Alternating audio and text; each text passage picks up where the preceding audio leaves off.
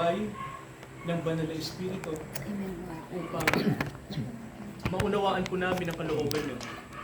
Dalangin namin, Ama, na sasamahan niyo kami at patuloy niyo pong ipagkakaloob ang kapahayagan sa amin. Mahabag kayo, Ama, sa inyong mga anak na hinihingi po ang inyong kalooban at upang malaman po namin kung ano ang tamang pamumuhay na dapat naming isabuhay po sa panahong ito. Kaya ngayong gabi, Ama, dito sa tahanan ng mga Tita Rosie, kami ay dumadalangin po ng inyong pagsama sa amin sa pamamagitan po ng inyong banal na presensya. Sumaamin po ang inyong salita, ang inyong karunungan, ang kaalaman na kailangan namin. Ilagay niyo po ito sa aming mga puso through the Holy Spirit. Ama, buksan niyo po ang aming puso sa mga katotohanan na inyo pong ipapaalam sa amin at nawa po maging inspirasyon namin ito upang kami po ay makapamuhay ng naaayon po sa kalooban niyo. Pagpalain niyo po ang bawat isa sa amin na nandito ngayon. Samahan niyo kami, Ama, mga kamanggagawang nandito, mga kapatid, na nalalaman namin, Ama, na kami po ay may kaisahan po ng Espiritu sa gabing ito. At sama-sama nawa naming alamin ang nais po ninyo na ipahayag sa amin. Ito ang aming panalangin sa pangalan ni Jesus. Lahat po tayo magsabi ng Amen. Amen. So, sige, umpisahan natin kay Kuya Norman, yung kanyang sasabihin. Bro, ako na muna. Okay lang. Sige, pwede Sige. naman.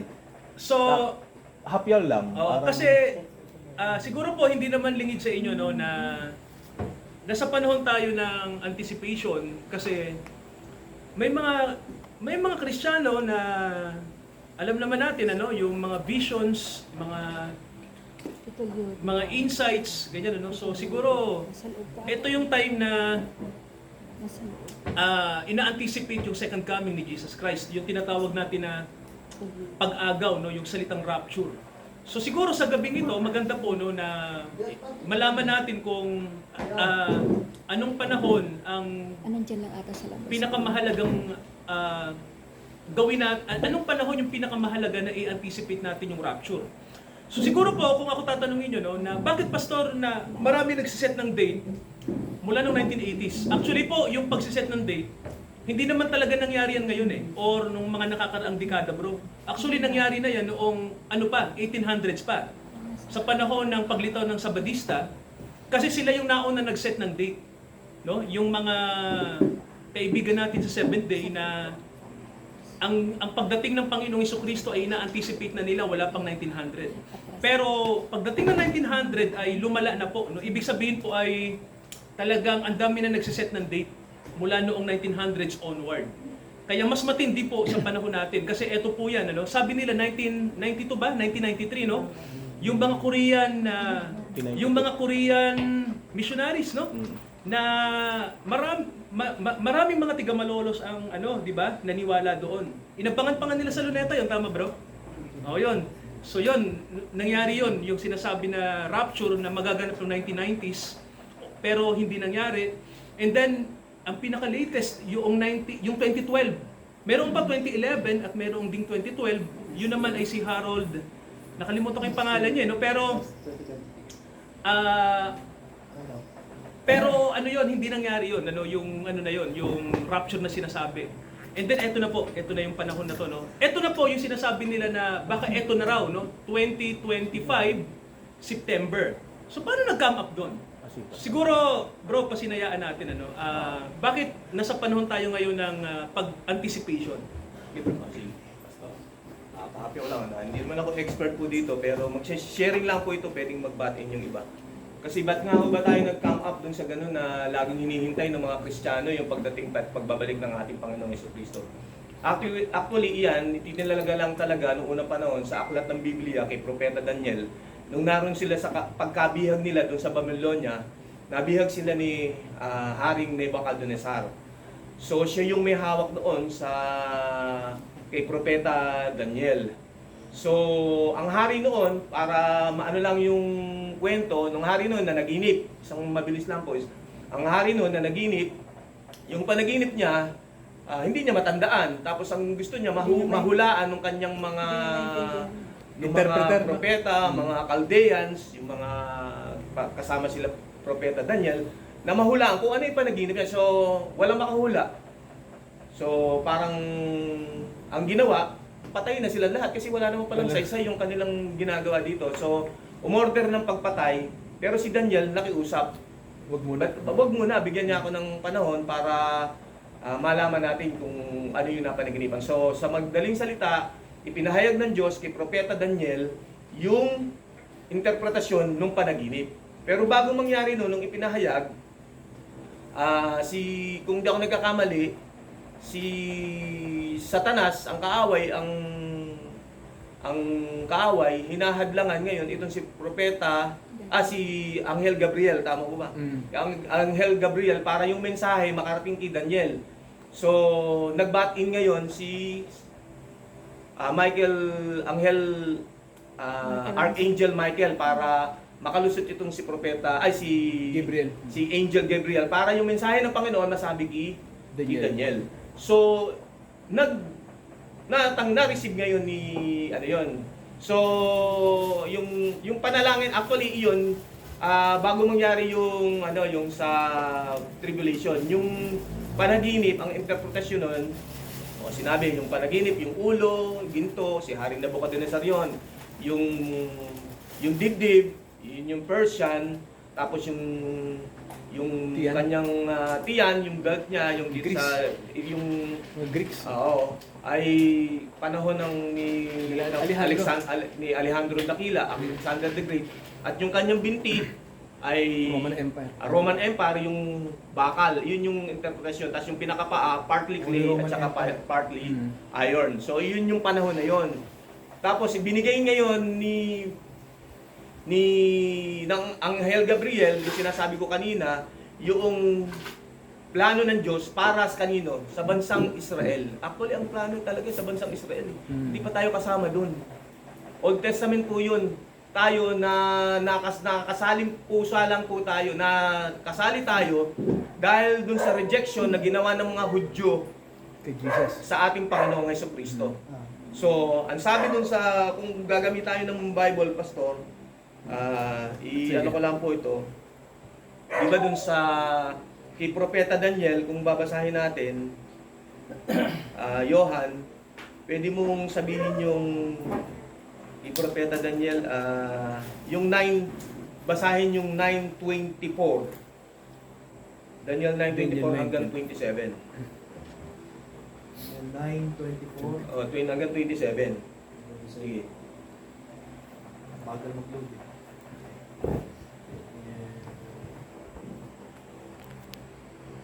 9:24.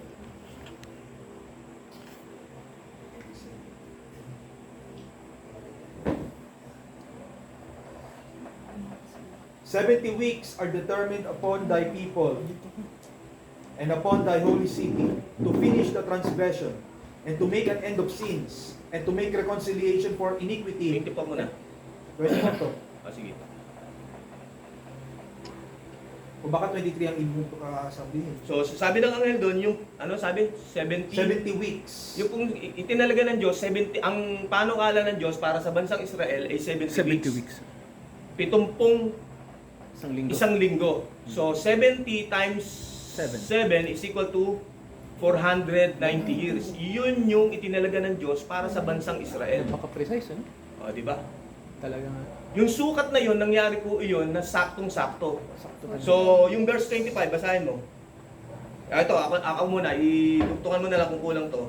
Sa verse 25, iyong ang talastasin at bulayin na mula sa paglabas ng utos na isaoli at itayo ang Jerusalem sa pinahira na prinsipe, magiging 7 sanlinggo at 62 sanlinggo.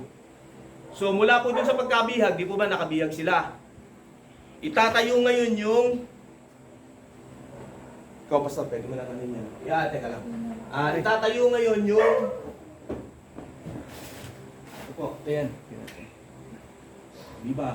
Mula sa pagkabihag, ito yung pagkabihag, kunwari, tatakbo rito, itatayo yung templo. Ayan yung templo. Ang sabi, mula dito, pitong isang linggo. Mm. So 7 times 7 is equal to 49. 49. So mula dito sa pagkabihag nila, ang total po nito 490 years. Yan yung tinakda ng 70 Diyos para weeks. sa bansang Israel. Mula dito sa pagkabihag nila, papunta dito 49 years. 49 years. Ang naging akda dito, ang nagtayo po ng templo, ng panahon na yun, ng namamahala nun ay si Sila Gobernador Sila Nehemiah, Ezra. Nehemiah. Ah, Nehemiah at saka yung mga kasama niya. Sino po kasama doon? sila Ezra yan. Tsaka Ezra. Ayan, yung mga Yan po nagtayo. yung mga magigiting. Mula dito sa pagkakatayo, ang sabi dun sa Biblia, ayan, Tuloy uli ang timeline. ano uli ka ng timeline?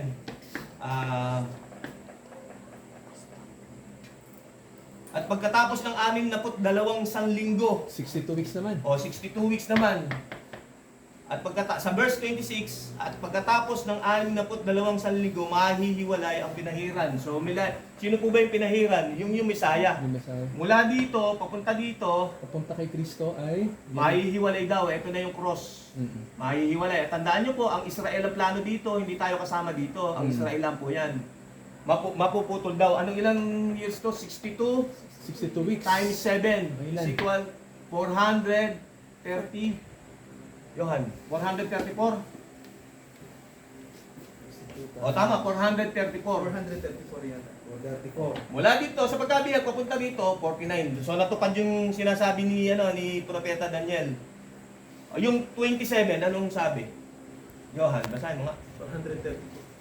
At pagtitibayin niya ang tipan sa marami sa isang linggo at sa kalahatan ng isang linggo ay kanyang ipatitigil ang ahit at ang alay at sa pakpak ng mga kasuklam-suklam ay paroroon hindi pa yan. ng isang So, maninira. nandun na tayo sa 26. Doon tayo sa So mula dito, 430. Pag inad mo Yes. itong dalawa na to, ilan na lahat? ang bilang, ito plus ito, ang magiging bilang ay 483.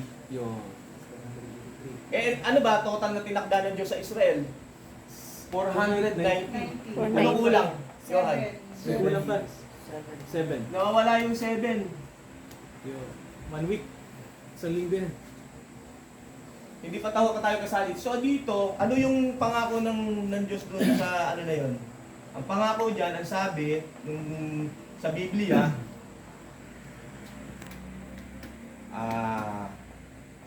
dito sa Bible, ang sabi, ano po,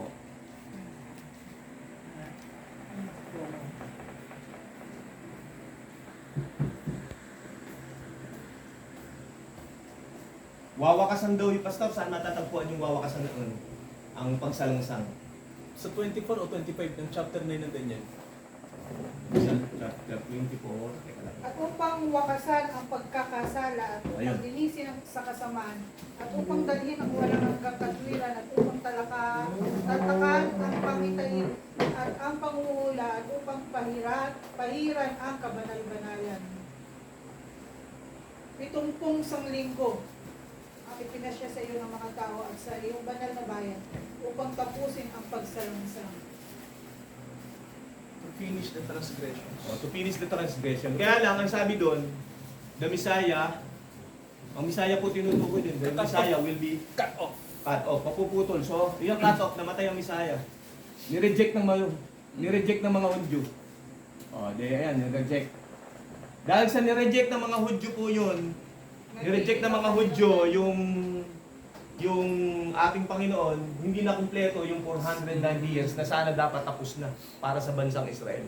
Maghahari na sana ang Si Kristo. ating Panginoon dito. Kasi 490, Oo. di ba? Naputol, no? Eh kung nagtuloy-tuloy yan, Putol. eh kasi sabi ng anghel, 400 ng ni Propeta Daniel, sabi ng Panginoon ni 490 years, sabi ng anghel. Mm-mm. O 483, but kung narito na yung Panginoon, nasaan ang Panginoon? Wala dito. Eh kasi nga, ni-reject. Putol. Nahinto yung orason para sa mga Hudyo. At dahil dun sa pagtalikod at pag-reject ng mga Hudyo sa ating Panginoon, doon pumasok ang biyaya ng Diyos sa mga hentil. Umabot na ngayon ng 2000 2,000 years na. 2,000 years. Plus. Kasi, yun, binibilang, nagagather tayo, pinoproclaim natin yung gospel para yung kabuuang buhay bilang ng mga hentil na maliligtas, makumpleto at darating na ang ating Panginoon. So, yun po. So, itong 7 years na to, itong 490 years na to, para sa mga Hudyo po yan. Hindi tayo kasama. Oo, para po sa mga Hudyo. Hindi Hindi kasali. Hindi tayo kasali. Nakakasali tayo dahil Yes, nireject tama. nila, in-offer yung biyaya ng Diyos na ang kaligtasan ay para sa lahat, di ba? For Yes. God so loved the world that He gave His only begotten Son. Yan yung sinabi.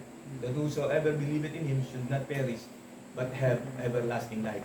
Kaya may nagpapastor, kaya may mga nagtuturo para yung good news, yung balita ng kaligtasan, kumalat sa buong mundo para dumami yung maliligtas. So, ang hinihintay ngayon natin, itong 7 years of Ibig sabihin, nasa gap tayo. Oo. Nasa gap. Oh, Nasa nasa spotlight tayo. Ito ngayon po, yung pilit na hinuhulaan ng mga kapwa natin mananampalataya na mali. Kasi hindi, ako po, personally, hindi po ako naniniwala na magra-rapture sa September 23. Kasi ang rapture po, mystery po yun. Walang nakakaalam nun. Tama. At wala pong, ano yun, at wala pong sinyales, biglaan po yun. Parang magnanakaw po yun. At iyon po, in-offer lang para sa mga church. Hindi po sa mga mananampalataya lang po yun. Hindi kasama Opo. Israel. Hindi Ang sila may kasama signs din. and wonders na sinasabi ng ating Panginoon sa Matthew 24, yung chapter na yun, yun po yung sa second coming. Second coming po ang hinihilaan nyo, lahat ng tanda. Ang sabi doon, yung may papanggap na Kristo, ililigaw ang marami, pagsumpot ng bula ang propeta, makakarinig kayo ng digmaan, bansa laban sa bansa, magkakaroon ng malakas na lindol, may mga ngaral ng salita ng Diyos, at may matinding persecution. Yun po yung birth pain na tinatawag natin bago dumating ang ating Panginoon. Pero pagtandaan nyo po, kung nandoon na yung mga signs ng second coming, tandaan nyo, mas malapit yung rapture. Kasi ang rapture, Mas aatras ka ng 7 years. So yun ang hinihintay natin. Bakit nga ho ba nag-come up? Bakit nag-come up yung mga mananampalataya dun sa September 23, 21, 22, 23? Ba't ba naghula sila? Kasi ang pinagbabasahan po nila dun, yung kalendaryo siguro ng mga Israel at yung kanilang kapistahan. Ang unang pista nila, yung Feast of Passover. Una. Natupad ho ni Kristo yun, sakto. Hindi ho pwede yung pagtupad ng ating Panginoon yun, saktong-sakto sa bilang ng 483. Hindi ho pwedeng sumobra ng isang araw, hindi ho Passover talaga siya pwedeng naman. kulangin, saktong-sakto. So tinupad ng Panginoon yung paghahandog ng tupa na yon. Ginanap niya yon. Yung dalawang paghahandog na isa sa umaga, hinandog yung tupa, sa hapon, hinandog uli yung tupa, alas 9, alas 9 nung napako ang ating Panginoon, dito po sa krus na to, alas 9, alas 3 nung siya ay namatay. So, yun po yun. So, yun ang sinundan nila kung bakit sila nagka-September 23, Feast of Passover, natupad yun. Feast of Unleavened Bread. Sumisimbolo po kasi yung Feast of Unleavened Bread doon sa pagkamatay ng ating Panginoon sa Kristo. Tama, Pastor? Tapos, natupad yun. Sakto din sa panahon. Feast of Pentecost. First fruit. First fruit, yung pagkabuhay na muli ng ating Panginoon. Siya yung first fruit ng Tama. ng first fruit. At pagkatapos po nun yung Feast of the Pentecost. Puro nangyari yun. Ano kasunod? Sunod. Nagtupad po yun sakto sa panahon Feast of the Trumpet. Sakit ng mga gawa. O naku, tama tinan mo. Yung susunod, Feast of The Trumpet. the Trumpet, panlima. Kaso sabi ni Pablo doon, sa huling tunog ng trumpeta, babalik ang Panginoon.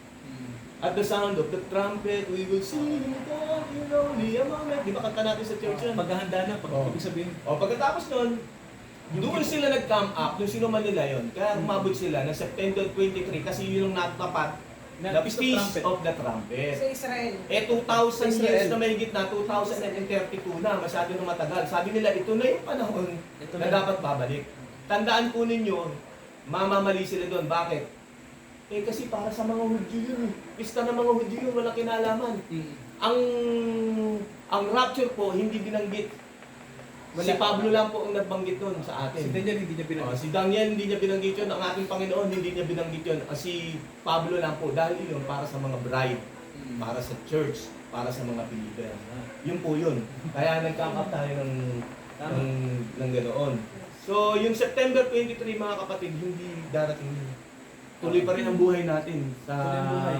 ang ano natin yun. Matanong po.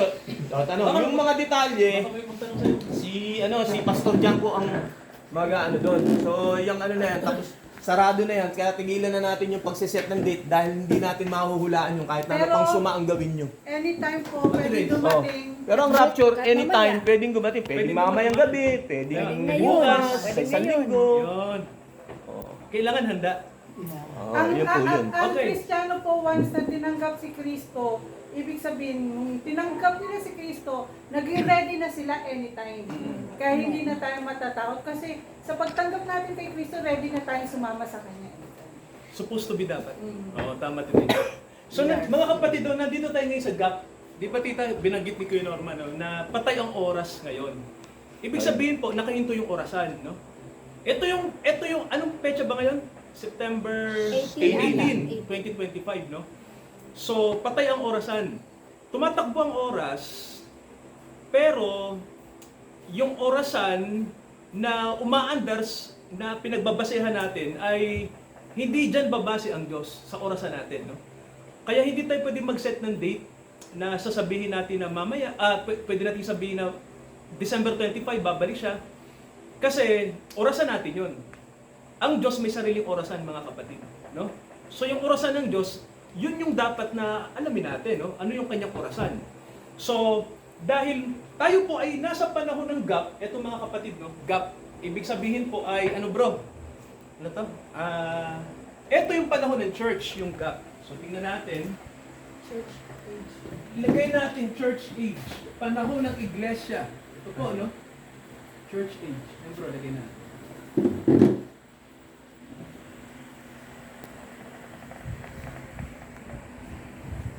Ito po panahon ng church, mga kapatid, no? So, yung pong natitirang 1 week ni Daniel, parating pa lang, kailangang dumugtong yon dito sa panahon ng pag-aali ni Kristo ng buhay niya. So, isiningit ang panahon ng church. So, gusto ko mga kapatid, eto kailangan tayo, siningit tayo ng Panginoon dito. Kasi, ang tanong, bakit po? Bakit kailangan isingit ang panahon ng church? Bakit hindi ipinaalam ng Diyos kay Daniel? Kasi, unang-una po, hindi business ni Daniel ang church, no? Ang business ni Daniel ay ang kaligtasan ng Israel. Pero sa isip ng Diyos, gusto niya rin na ipaalam ang kaligtasan sa atin na hindi mga Israelita. So, patunayan natin sa Biblia, no, na may sinabi ang Diyos na gusto niyang abutin din tayo, no?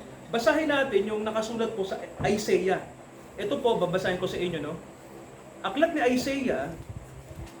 So alam natin si Isaiah ay nakatutok din sa Israel, no? Kasi si Isaiah ay isa siyang Hebrew, no? Pero may sinabi siya na nakakatawag pansin po. So ito po, basahin ko lang sa inyo to.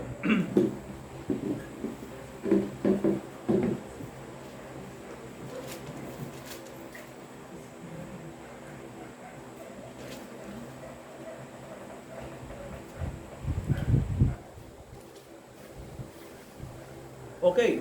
So basahin natin Isaiah 63. Isaiah 63. At babasahin ko po yung yung verse 15 to 16. Tumungo ka mula sa langit, tumingin ka mula sa tahanan ng iyong kabanalan at ng iyong kaluwalhatian. Saan nandoon ang iyong sikap at ang iyong mga makapangyarihang gawa? Ang iyong pagmamagandang loob at ang iyong mga habag ay iniurong mo sa akin. Sapagkat ikaw ay aming Ama. Bagamat hindi kami kinilala ni Abraham, hindi kami kilala ng Israel, ikaw o Panginoon ay aming Ama. Aming manunubos na mula sa walang pasimula ay siya mong pangalan. So dito po, no, mayroong verse sa Isaiah 63 na, ano po yung mapapansin nyo dyan? Ang mapapansin nyo dyan, bakit may mga grupo ng mga tao na tinatawag nilang Ama ang Diyos? Samantala tita, hindi naman kilala ng mga tao ang tunay na Diyos. Tama ho ba, no? Kasi ayon sa Biblia, ang nakakaalam lang ng tunay na Diyos, kung saan nagpakilala ang tunay na Diyos, yung buhay na Diyos, ay sa lahi ni Abraham. So, ang buong mundo ay walang alam bagamat may alam, pero yung personal na kaalaman, wala sila. No? Kasi po, sabi nga ng Biblia, nang magpakilala ang Diyos kay Moises, ang sabi niya, ako ang Diyos ni Abraham. So kung titingnan niyo po ng partikular, no? Nagpakilala ang Diyos, partikular, sa mga partikular na tao, sa partikular na bansa. So, ang ibang mga bansa ay wala pang kaalam-alam kung sino ang tunay na Diyos. So, ang Israel pa lang. Kaya po magtataka kayo, no? Bakit may mga talata sa Bible na ang sabi ay, ikaw na Diyos, tatawagin ka naming Ama, bagamat hindi kami kilala ni Abraham. Ibig sabihin po, makakarating ang mensahe ng kaligtasan lalabas sa Israel. Tama ho ba mga kapatid? No? Makakarating sa iba't ibang panig ng mundo. Kaya mga kapatid, nung isiningit itong panahon ng church. So, nang dumating yung sinasabing 483rd na panahon, ang sabi ng Biblia, ang natitira na lang ay 1 linggo na lang. So, ibig sabihin po, nasa panahon tayo ng church. Pero mga kapatid, tandaan natin to, no? Gusto ko lang sabihin to sa inyo, ang panahon ng church ay malapit na rin matapos. Naintindihan po natin, no? Kumbaga po, kung ang Israel, mayroon silang timeline, kung kailan ang kanilang bansa ay magsisimulang maging makapangyarihan sa panahon ng millennium, ang sabi ng Biblia, ang church din po ay mayroon ding panahon na magtatapos. So, kailan? Kailan magtatapos ang church?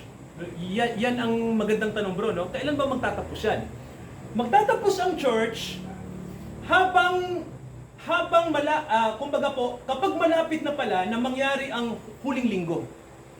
Nakikinig ba mga kapatid? Kapag yung huling linggo ay malapit nang mangyari, ibig sabihin po niyan ay magtatapos na ang panahon ng iglesia. Bago mangyari yun. Yan, okay, bro. Bago mangyari yun. Kasi yung iba dito hindi pa natutupan. Sige. Ay, hindi maliwanag ko. Papaliwanag natin yan. 27. Okay. So, ibig sabihin mga kapatid, no, ang panahon ng church ay may sinasabi si Pablo sa Roma. Basahin natin yung chapter 11 ng Romans. Ito po, no. Babasahin ko lang po ito, no. Yung pagtatapos ng church. Romans, basahin natin yung chapter 11. Romans 11. Okay, so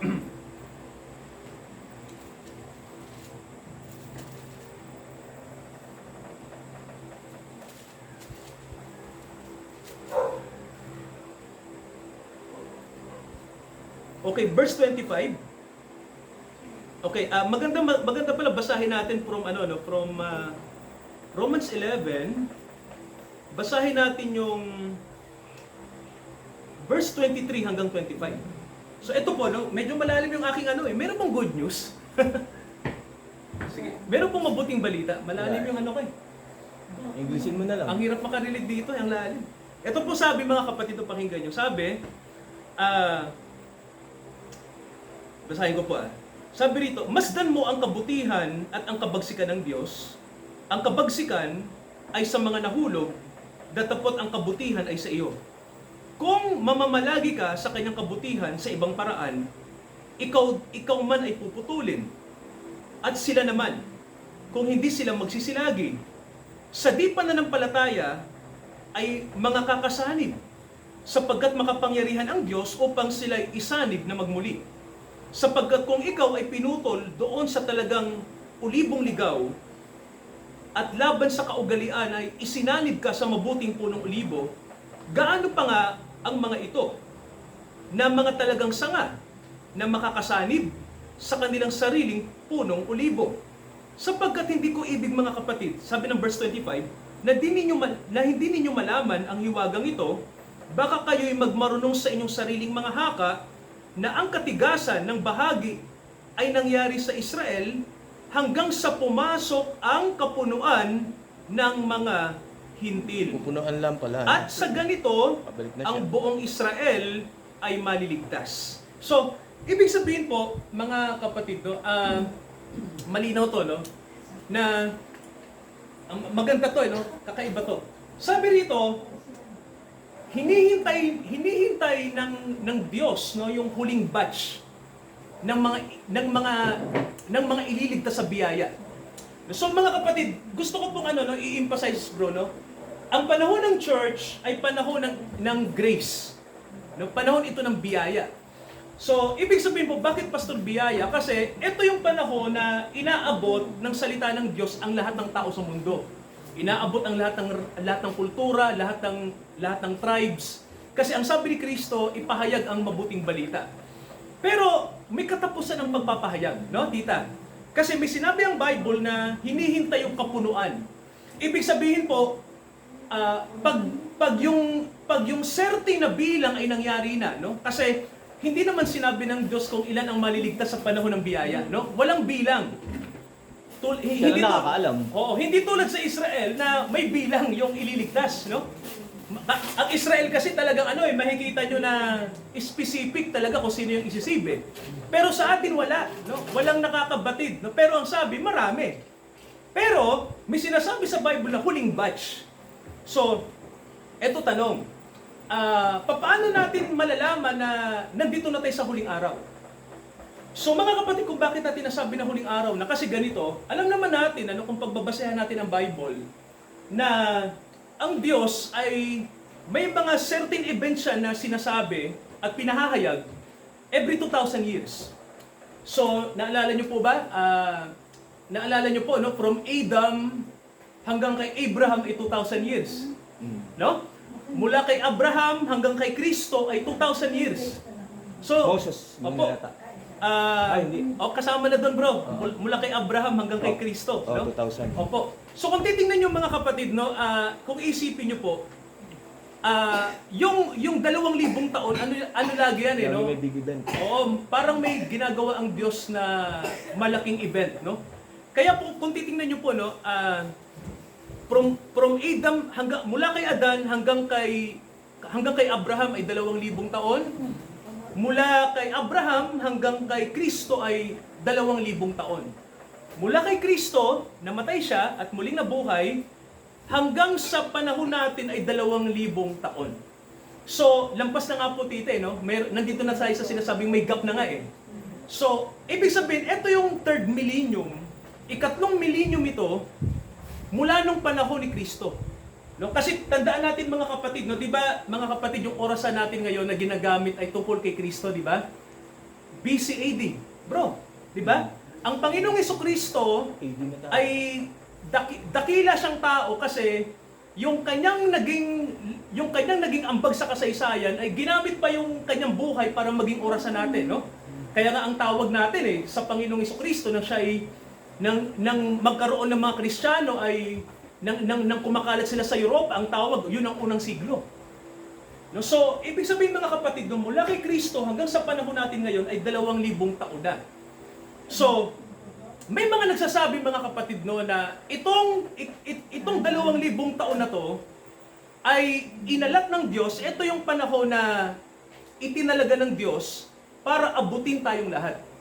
So, kaya nga po sa panahon natin, ang mabuting balita po ay ikinakalat na talaga, no? Marami nang nakakarinig mga kapatid, no? Kasi isa ito sa mga tanda na kailangan ang lahat ng tao ay makarinig ng biyaya, no? Sabihin niyo nga po biyaya, no? Grace. So, salvation by grace, no, mga kapatid, no? So kailangan po ang tao malaman 'yan at sila po ay maniwala diyan at tanggapin nila 'yon, no? Kasi ang tanging kaligtasan natin ay sa biyaya. Naintindihan niyo po, no? So, kailangan itong aral na to ang ipaalam habang yung huling linggo hindi pa dumarating. Kasi mga kapatid, once na hindi ka naniwala at hindi ka kasama, no? Tandaan niyo po ang panahon ng church ay ito yung panahon ng Grace Covenant, no? So, di ba bro, no? Grace Covenant. Bro, maganda yan, no? Anuhin nga natin to, no? Siguro, anuhin natin to. Ano po ibig sabihin ng New Testament, mga kapatid? Mga kapatid, anong ibig sabihin ng bagong tipan? Nakalagay sa Bible yan eh, New Testament. Anong kahulugan po nun? Kung alam niyo po.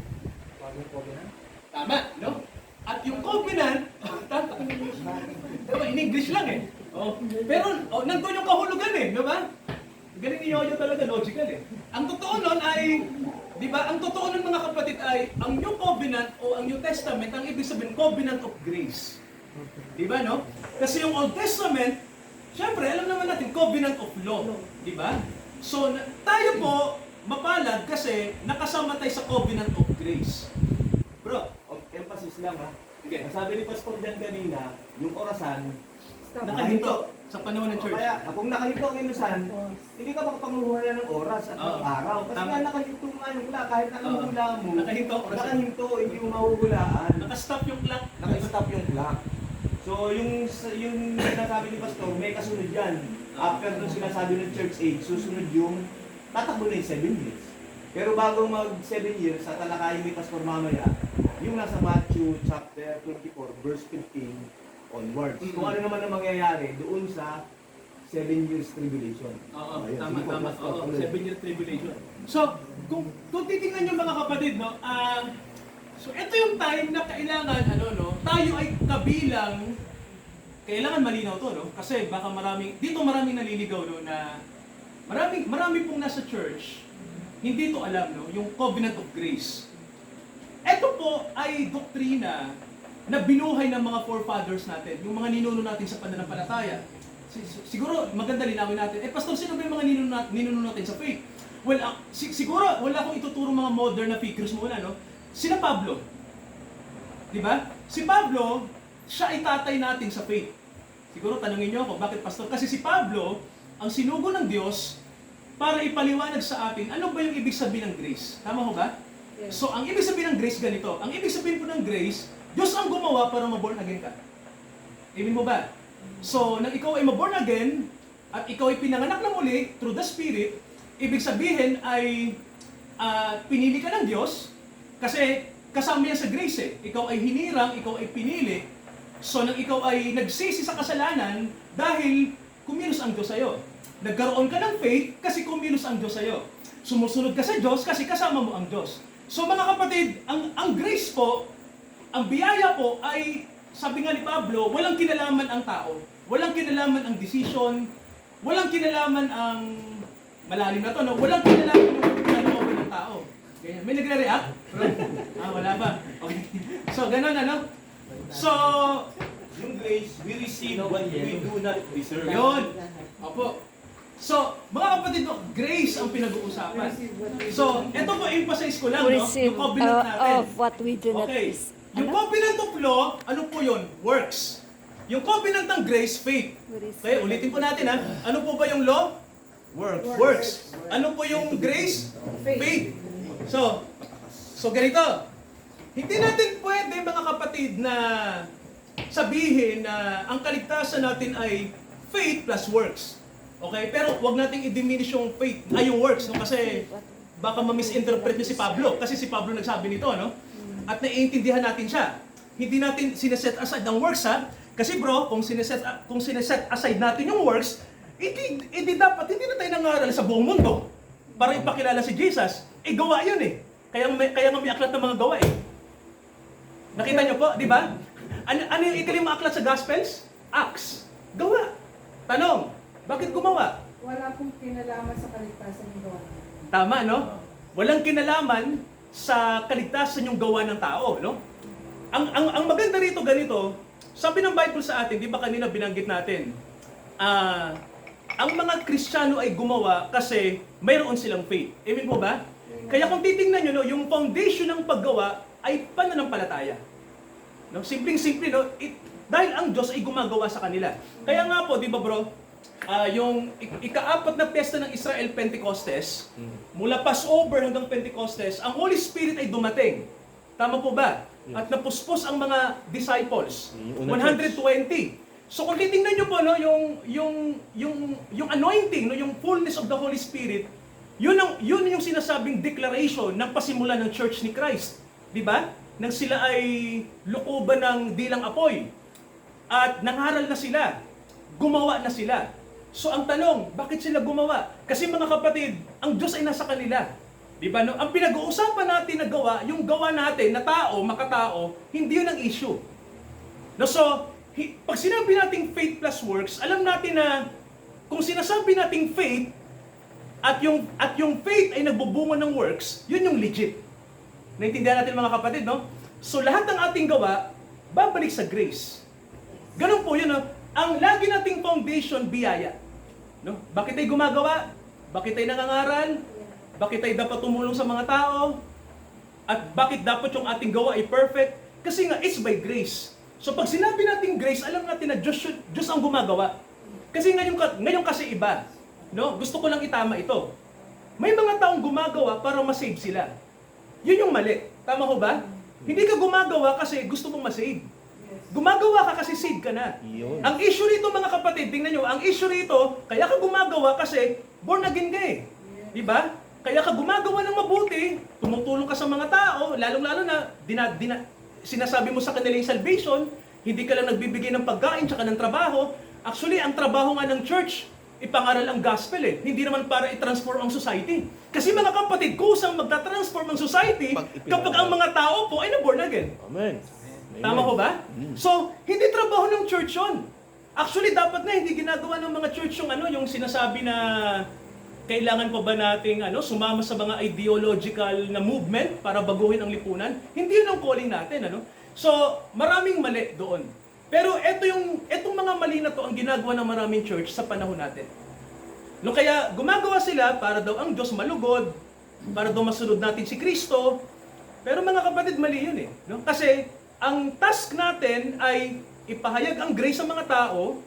Hindi naman ibig sabihin na wala na tayong pakialam sa mga pobre. Sabi nga ng Panginoon, ang kanyang puso na sa mga poor. So, makakatulong tayo sa mga pobre, hindi lang sa pagkain at sa trabaho, sabihin natin na kailangan nilang mag-repent at sampalatayanan si Jesus Christ. Yun dapat ang ginagawa ng church. So, mga kapatid, kapag ang church, wala silang pakialam sa gospel, hindi na sila nangangaral ng salvation, alam natin na walang kaligtasan kapag wala ang gospel, kapag wala ang grace. So, yun mga kapatid yung panahon natin, kailangan makapasok ang mga tao dito sa grace covenant na to. Kasi po sa oras na ang church ay hindi ipinangaral itong grace na ito, alam natin mga kapatid, nakapahamakan ng, kasi ang covenant natin biyaya, no? Para ma-transform ang tao. So bro, pag sinabi kasi natin grace, alam natin na sovereign work ng Diyos yan eh. Di ba? Umaasa tayo dyan, Ate Days. Sige po. At saka dagdag po na kaya kapag ka po tayo ay nasa grace na, siguradong ang Diyos na ang kikilos para sa atin. So yung gawa natin, yung sa buhay natin, Diyos na ang kumikilos. Dahil kasama na natin ang Diyos. Tama. Dahil ligtas na tayo. Tama.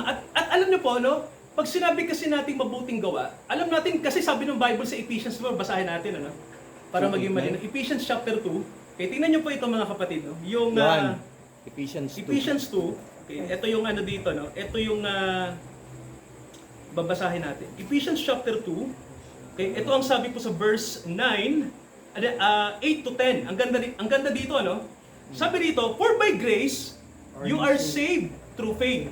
Sa biyaya, kayo'y nangaligtas sa pamamagitan ng pananampalataya. Anong kasunod po na sentence?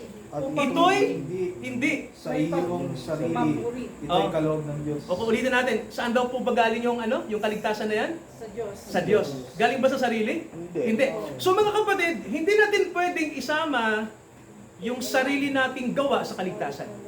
Tama po ba? Dagdag po. Lahat ay sa Diyos. Ate Days, Kung tutusin yung lahat ng gawa natin, basahan sa paningin ng Diyos. nakalagay sa Isaiah.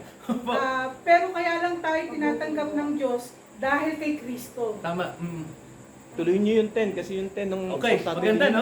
Okay, ito maganda. Sabi rito, Dahil mahal tayo ni Kristo. okay, nakalagay rin dito sa verse 9, itong sabi, dahil ito'y kaloob ng Diyos at hindi sa ating gawa, napakaganda, Ibig sabihin para, anong sabi ng verse 9? Hindi sa pamamagitan ng gawa ng mga tao, yung ating sariling gawa, upang ang sino man ay wag. Mampuri. Tama. Huwag magmapuri. So, inaalis sa atin yung tinatawag na may ambag pa tayo, Kailangan mga kapatid ay sa panahon natin ngayon, kailangan talaga walang papuri sa atin Ang Diyos, sa Diyos lahat. Sa Diyos lahat. Sa Diyos. Kasi ang kaligtasan natin is by grace, mga kapatid, Walang ambag ang tao, Kaya hindi natin pwedeng sabihin na faith plus works.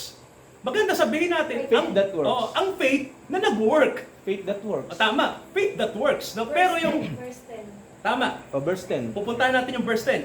Ito sabi mga kapatid ng verse 10. No? Tingnan nyo po yung, paano ang Diyos kumikilos. Kasi magagalit si Eli Soriano pag hindi Oh, sinabi yung verse paano kumikilos ang Diyos sa mga totoong believer? So sabi rito, sapagkat tayo'y kanyang gawa. Nilalang kay Kristo para sa mabubuting gawa. So ang gandang word, di ba? Ang ganda. Ito po rin paborito ni Brother Ed. ni Brother Eli Soriano. Sabi rito, sapagkat tayo'y kanyang gawa, nilalang kay Kristo para sa mabubuting gawa. Kung titingnan nyo po yung logic po ng verse, Saka pagkakasunod. yung ating gawa ay galing sa paggawa ng Diyos. Napansin nyo po ba? Kasi tingnan nyo po yung talata, ang nakalagay. Ang sabi rito, we are His workmanship. Sabi rito, tayo ay kanyang gawa. Naintindihan nyo mga kapatid yung word na yan, di ba? Tayo ay gawa ng Diyos. Di ba? So, ibig sabihin, yung ating paggawa, ang author ay ang Diyos. No? Kaya ang sabi ng Bible, we are His workmanship. Tayo ay kanyang gawa, nilalang para sa mabuting gawa. Ibig sabihin po, yung ating mabuting gawa, may gumagawa sa atin. Kaya kaya laging ang Diyos yun Di ba? Diyos yun, Diyos ang gumagawa, siya ang nag-ooperate, no? So, hindi human will yun Hindi kalooban natin yun, It is the Spirit. Ang Espiritu ng Diyos ang gumagawa, bro. Hindi, patutuloy ko lang, Pastor. Kung halimbawa, nangyari na yung grace, natapos na yung natapos na yung paghihintay natin, yung bilang ng mga hintil napuna na. O edi, ano mangyayari? Ano mangyayari doon sa 7? Ito na. Magtutuloy-tuloy. Oo, Ano? ito na, no? So, pag dumating na yung rapture na sinasabi, ano nang kasunod? So, doon ang mga kapatid, magtutuloy na yung orasan. No, kasi ang sabi ng Bible kasi, may Ito, natitira basahin na pang may natitira pang isang linggo doon sa propesiya ni Daniel. So, one Pwede week ko na lang po basahin, yung Pastor? natitira. Basahin ka natin, bro. Sige nga, Yung bro, basahin. basahin natin yung nasa Matthew chapter 24 verse 15. Sige. Basahin natin, 24:15. Pares lang naman tayo. Basahin natin. Kaya nga, magkakita ninyo ng kasuklam-suklam na paninira na sinilita sa pamamagitan ng propeta Daniel na natatayo sa dakong banal, unawain ng bumabasa. Kung gayon magsitaka sa mga bundok ang mga nasa Judea. Paano yun, Pastor? Pagka natapos na yung grace, na-rapture na tayo, Wala ito na. kasunod. Yung unang 3 and a half, birth pain pa. Yung 3 and a half, ang sabi, kung magkagayon magsitaka sa mga bundok ang mga nasa Judea, ang mga nasa bubungan ay huwag nang bumaba upang maglabas ng mga bagay sa loob ng kanyang bahay, at ang mga nasa bukid ay huwag nang magbalik upang kumuha ng kanyang balabal.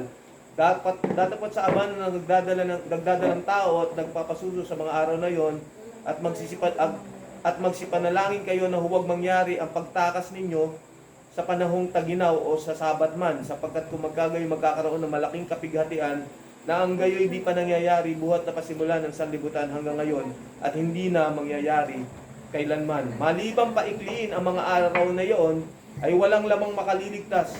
Datapwat dahil sa mga hinirang ay paiikliin ang mga araw na iyon. Kung magkagayon, kung may nagsabi sa inyong sinuman, tao na narito ang Kristo o nariyan, huwag ninyong paniwalaan sapagkat may magsisilitaw ng mga bulaang Kristo at mga buwalaang propeta at magpapakita ng mga dakilang tanda ng kababalaghan at dapat ililigaw kung maaari pati ang mga hirang. Sino yung hirang? Hudyo. Yung mga nasa Israel. Narito, ipinagpaon ako ng sinabi sa inyo. Kaya nga, kung sa inyo sasabihin, narito siya nasa ilang, huwag kayong magsilabas, narito sila nasa mga silid, huwag ninyong paniwalaan. Sapagkat gaya ng kidlat na kumikidlat sa silanganan at nakikita hanggang sa kanluran ay gayon din naman ang pagparito ng anak ng tao. Saan man naroon ang bangkay ay doon na nagkakatipon ang mga uwak. Ang mga ano yan? Yung... So magkakagulo pala pag na-rapture tayo, doon na simula. So, ito yung malupit dito, no? Ano po? May tanong po? Oo, Great Tribulation. So, eto tanong, kailan po ba mangyayari ang dakilang kapighatian, no? Yung Great Tribulation. Kasi sinabi mismo to ng Panginoon, no? Sa Mateo 24, sabi niya na may darating na dakilang kapighatian, no? Itong kapighatian na ito, sinabi rin ito sa church. No? Pero, sabi nga po, papasok ba ang church sa panahon ng Great Tribulation? Yun ang tanong mga kapatid. Ang church po ba ay papasok po ba siya sa Great Tribulation? Merong naniniwala eh. Diba? Mahuhusay pa nga. Meron Oo. ding May naniniwala nga. merong pre-trib at merong post-trib. Oo. Meron pa kang mid. So ito po, actually itong sagot talaga ng Bible dyan. Itong totoo, no? Papasok talaga ang maraming churches sa Great Tribulation. Naintindihan niyo pa? Papasok talaga. Ang hindi lang papasok sa Great Tribulation ay ang bride ni Jesus Christ. Yung pure church. Kasintahan. Oo, yung talagang asawa niya, no? Kasi mga kapatid, ito yung dapat malaman natin, ano, na talaga bro, papasok talaga ang maraming church sa tribulation, sa dakilang kapighatian, no? Papasok talaga sila diyan. Pero ang hindi papasok diyan, yung talagang bride ni Kasintahan. Jesus Christ, yung kasintahan ng Panginoon, ano? Kaya po kaya ito yung time, mga kapatid, no, kailangan ang Christianity natin walang label, no? Wala na tayong denomination, no? Ibig sabihin po, hindi to panahon na ibibida-bida pa natin yung grupo natin na kami mga Baptist, kami lang ang mararapture, kami mga Methodist, kami lang, kami mga Pentecostal, kami lang, no? Ito yung time na ang Panginoon ay kukuha ng mga hinirang sa iba't ibang grupo. At kukunin sila. Di ba bro, naniniwala ka ron? Di ba, no? May mga hinirang sa loob ng Baptist, may mga hinirang sa loob ng mga Pentecostal, Saka ng UCCP, sa loob ng syempre. UCCP, sa loob ng Katoliko. Ako nagrarally kami. Nagrarally Oo, okay mag-rally. Kasama ko yung UCCP kasi may mga hinirang. So, kasama yan, ano? Ibig sabihin po, lahat ng denomination, opo, lahat ng denomination, kukuha ang Panginoon dyan, ilalabas tayo sa denomination, no? Gusto ko lang pong maging malinaw to, no, na ilalabas tayo sa loob ng denomination, no? Kasi, bakit tayo ilalabas? Kasi nga, papunta nga sa tribulation ang mga church. Papunta dyan, ano? So, kailangan ilabas ng Panginoon yung kanyang mga totoong bride, ilabas siya sa, kumbaga, alisin niya sa denomination. Kasi may hula, mga kapatid, no, mula pa kay Daniel, bro, may hula, na yung ika-4 na halimaw na panggagalingan ng Antikristo, sabi ng Biblia sa atin sa aklat ni Daniel na may dalawang puwersa na hahawak sa maraming tao, yung ika-4 na halimaw. Di ba ang sabi bro, ang paa ng halimaw ay gawa sa bakal at gawa sa putik. No, malinaw yan, ano? May tanong tayo. Ano po bang ibig sabihin ng bakal? Sa ancient times, sa panahon sa makalumang panahon, anong meaning ng bakal? Alam niyo po, ang meaning ng bakal, ibig sabihin, ginagamit siya ng mga imperyo, no? Ibig sabihin, political force, empire, no? Ang iron ay isang symbol ng strength, no? Ibig sabihin po ay political strength. Ginagamit siya ng mga imperyo na dumaan sa mundo, tulad ng Babylon, tulad ng Greece, tulad ng Rome. Bakal, talagang kaya nga ang tawag sa Roma, sila ay bakal eh. Di ba kasi talagang sabi nga ni Daniel, nakita niya tong halimaw na to ay maraming napakatindi ng kanyang jaw, parang bakal, no? Kinakain lahat, walang sinisino. Ganong kalakas ang Roman Empire. Ang tanong, ano yung putik? Alam niyo mga kapatid, yung salitang clay, may isang interpretation ng ancient source, no? Kahit tingnan niyo po sa Google, makikita niyo, no? Ilagay niyo lang, ang clay ba ay isa sa mga ancient symbol ng religion? Ang isasagot sa iyo ng AI ay yes. No? Ang putik, mga kapatid, isa sa mga symbolism ng religion. Naintindihan niyo po, no? Kaya kung titingnan niyo mga kapatid, iisipin niyo po political power at religious power, hawak ng Rome. So, di ba nakilala natin ang Rome bilang empire, tama ho ba? Pero ngayon, kilala natin ang Rome bilang Christianity. Isa sa mga denomination ng mga Christians. Tama ho ba? Yun yung clay part. Di ba? Kasi mga kapatid, di ba, ilang billion ba ang member ng Roman Catholic Church na nakasentro sa Rome? 2 billion lang naman. Ganong karami, di ba? So, hindi kayang isurpas ng mga protestante ko. Konti lang talaga, no? Pero ang Roman Catholic, napakalaki niya. So, kung titingnan nyo po, ang influence talaga ng Roma, hindi siya tumigil. Tama ho ba? Malakas yung kanyang influence. Yung kanyang teachings, yung kanyang mga pagan theology, kumalat na talaga sa mga church. So kung titingnan nyo, no, tama si Daniel bro, na yung pwersa ng halimaw, yung ika-4 ay clay and iron. Kasi yung influence ng ika-4 na halimaw, global. Global mga kapatid. Pero no? mawawasak yun, Pastor, di po ba? Tama, Dahil no? meron pang, yung rebulto na yun, may kasunod yun galing sa... Tama, no? And then, eto malupit. Sabi ni Daniel, napaginipan niyo po, mahal na hari, no? Mayroong isang bato na galing sa isang bundok. Di ho ba sabi? At ito ay ipinukol nito na walang taong gumawa. Ang sabi, pinukol yung image. Di ba? Sabi ng Bible, ang apat na imperyo sa mundo na magiging kilala ay Babylon hanggang Roma. Pero ang sabi ng Bible, mababasa nyo, no, na may isang bato na galing sa bundok na hindi gawa ng kamay ng tao, ang sabi ay pumukol doon sa ano? Nawasak. Doon sa Rebulto. imahe, no? At ang sabi, tuluyang nawasak yung imahe na yon. Ibig sabihin po, itong mga imperyo na ito ng mundo magtatapos. No? Magtatapos din yung mga ano, no, yung mga Pagdating ni Kristo. yung mga pinagmamalaki nating mga religion din magtatapos din yan. Di ba, no? At ang sabi ng Bible, yung bato na yon na pumukol at pinabagsak yung imahen ng apat na imperyo na makapangyarihan, ang sabi, naging malaking bundok at kumalat sa mundo. So ibig sabihin po, yung hinihintay talaga natin sa panahong ito, hindi na tayo naghihintay ng bagong relihiyon. Tama ko ba? Ang hinihintay na natin ngayon ay ang kaharian ng Diyos na darating sa mundo. So mga kapatid, hindi na tayo nag-uusap kung anong klaseng relihiyon ang darating sa future. Wag na po kayong mag-abang ng bagong faith na darating, no? Wala na po, no? Ang darating ay si Kristo at ang kanyang kaharian. At wala nakakaalam nun. At walang nakakaalam nun, pero ang sabi lang sa atin, maging prepare tayo kasi ang sabi ng Bible nakalagay, nandito tayo sa sinasabi na kailangan ang lahat ng nasa huling batch ay makasama. Kasi ang sabi nga po ng Bible ay maraming hindi makakasama sa huling batch, no? Kasi ang sabi ay ang church ay magiging worldly.